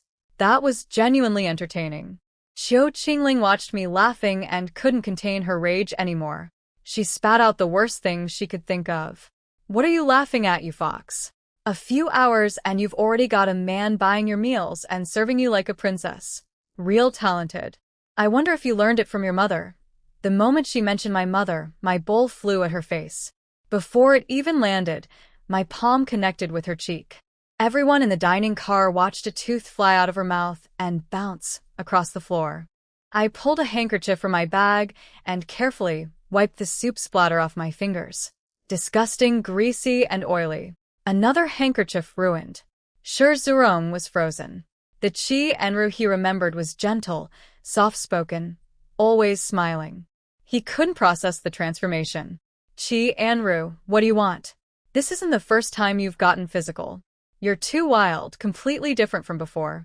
You used to speak so softly, so sweetly to everyone. I looked at him with open irritation. So that's why you all bullied me? Because I was a little white rabbit you could toss aside whenever you wanted. Well, I don't want to be a rabbit anymore. I want to be a hawk, ready to strike at any moment. And now you call me savage? Did I do something wrong? He shook his head slightly. No, but you, see? You know I'm not wrong, yet you're still lecturing me. Is it because you're sure, Haoyan-san? Your father is nothing. At his age, he can't even match half of what my parents accomplished. And you think you have the standing to scold me? I nudged Qiu Qingling on the floor with my foot. Stop playing dead. One slap won't kill you. I crouched down slowly, pinched her chin, and forced her to look me in the eyes. She tried to turn away, but I held her head firm. Qiu Qingling, I have no idea when I ever offended you. I didn't even know you existed before today. Where does all this hate come from? I don't care what your real purpose is. Stay away from me. Sleep with whoever you want, scheme against whoever you want, rob and murder for all I care. I won't say a word. But the second you try your tricks on me, the second you come after what's mine, I'll show you what real dominance looks like. My parents are dead. But don't think for 1 second I have nobody behind me. I have an entire country at my back. Touch me and see if your family's connections can survive what comes next. I glanced at Qin Jing'an with a cold smile. I didn't say anything, but the message was clear. I knew more than he thought. He flinched internally. His plans were crumbling before they'd even started, all because of this stupid girl's loose mouth. He forced himself to stay composed and stepped in as the reasonable one. Take your cousin to find a doctor. She really was in the wrong this time. Chi Enru is just an orphan going after her like this is. He sighed dramatically. There's nothing left to say. You made an enemy within hours of boarding. Didn't your family teach you anything? Were your lessons just about cutting in line?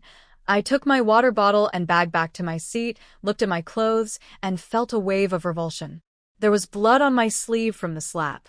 I grabbed my suitcase and headed to the bathroom. Whenever I smelled blood or saw something dirty, my mood crashed and I wanted to hurt someone. It was a reflex from my previous life. I changed into a champagne silk blouse and black trousers, cinched a thin leather belt around my waist, and stepped into fresh leather shoes. Finally, no smell, no stains. Walking back to my seat, I passed Chen Zhaodi and Shen Tsuetsue, both glaring at me with impotent hatred. I loved that expression, wanting desperately to bully me, but knowing they couldn't. Absolutely delicious. Shen Tsuetsue muttered under her breath. How does she have so many outfits? A different one every few hours, just like in school. I heard the government gave her over 20,000 yuan in compensation after her parents died. She'll never run out of money. The most I've ever had was 10 yuan. Chen Zhaodi's mind drifted to darker fantasies. If that money were hers, she could pay for her brother's bride price, buy herself new clothes and shoes, look beautiful for once instead of wearing other people's throwaway rags like a beggar. Spending her parents' blood money like it's nothing, Shen Suitsue hissed. What's there to brag about? She's still alone in the world. A dead-end family with no future. Shen Suitsue nodded eagerly. Exactly. No parents, no family. We can at least go home for New Year. She'll be stuck in the countryside with nobody. What they didn't realize was that from the moment they'd left home for the countryside, home had stopped being theirs. Even if they went back, there wouldn't be a bed waiting, just cold looks and grudging floor space. Xiao Mei, the train supervisor, stared at Qiu Qingling's swollen face and missing tooth, genuinely shaken. If I could do this to a person's face with one slap, I could absolutely kill someone with a real punch. She was thankful she hadn't actually crossed me. Sure, Zurong clamped his hand over his cousin's mouth before she could make things worse, forced a smile, and asked if there was a doctor on the train. Xiao Mei shook her head. No doctor. We can take her to the conductor's office for some disinfectant and anti-inflammatory pills. That's the best we can do. Qiu Qingling sobbed incoherently.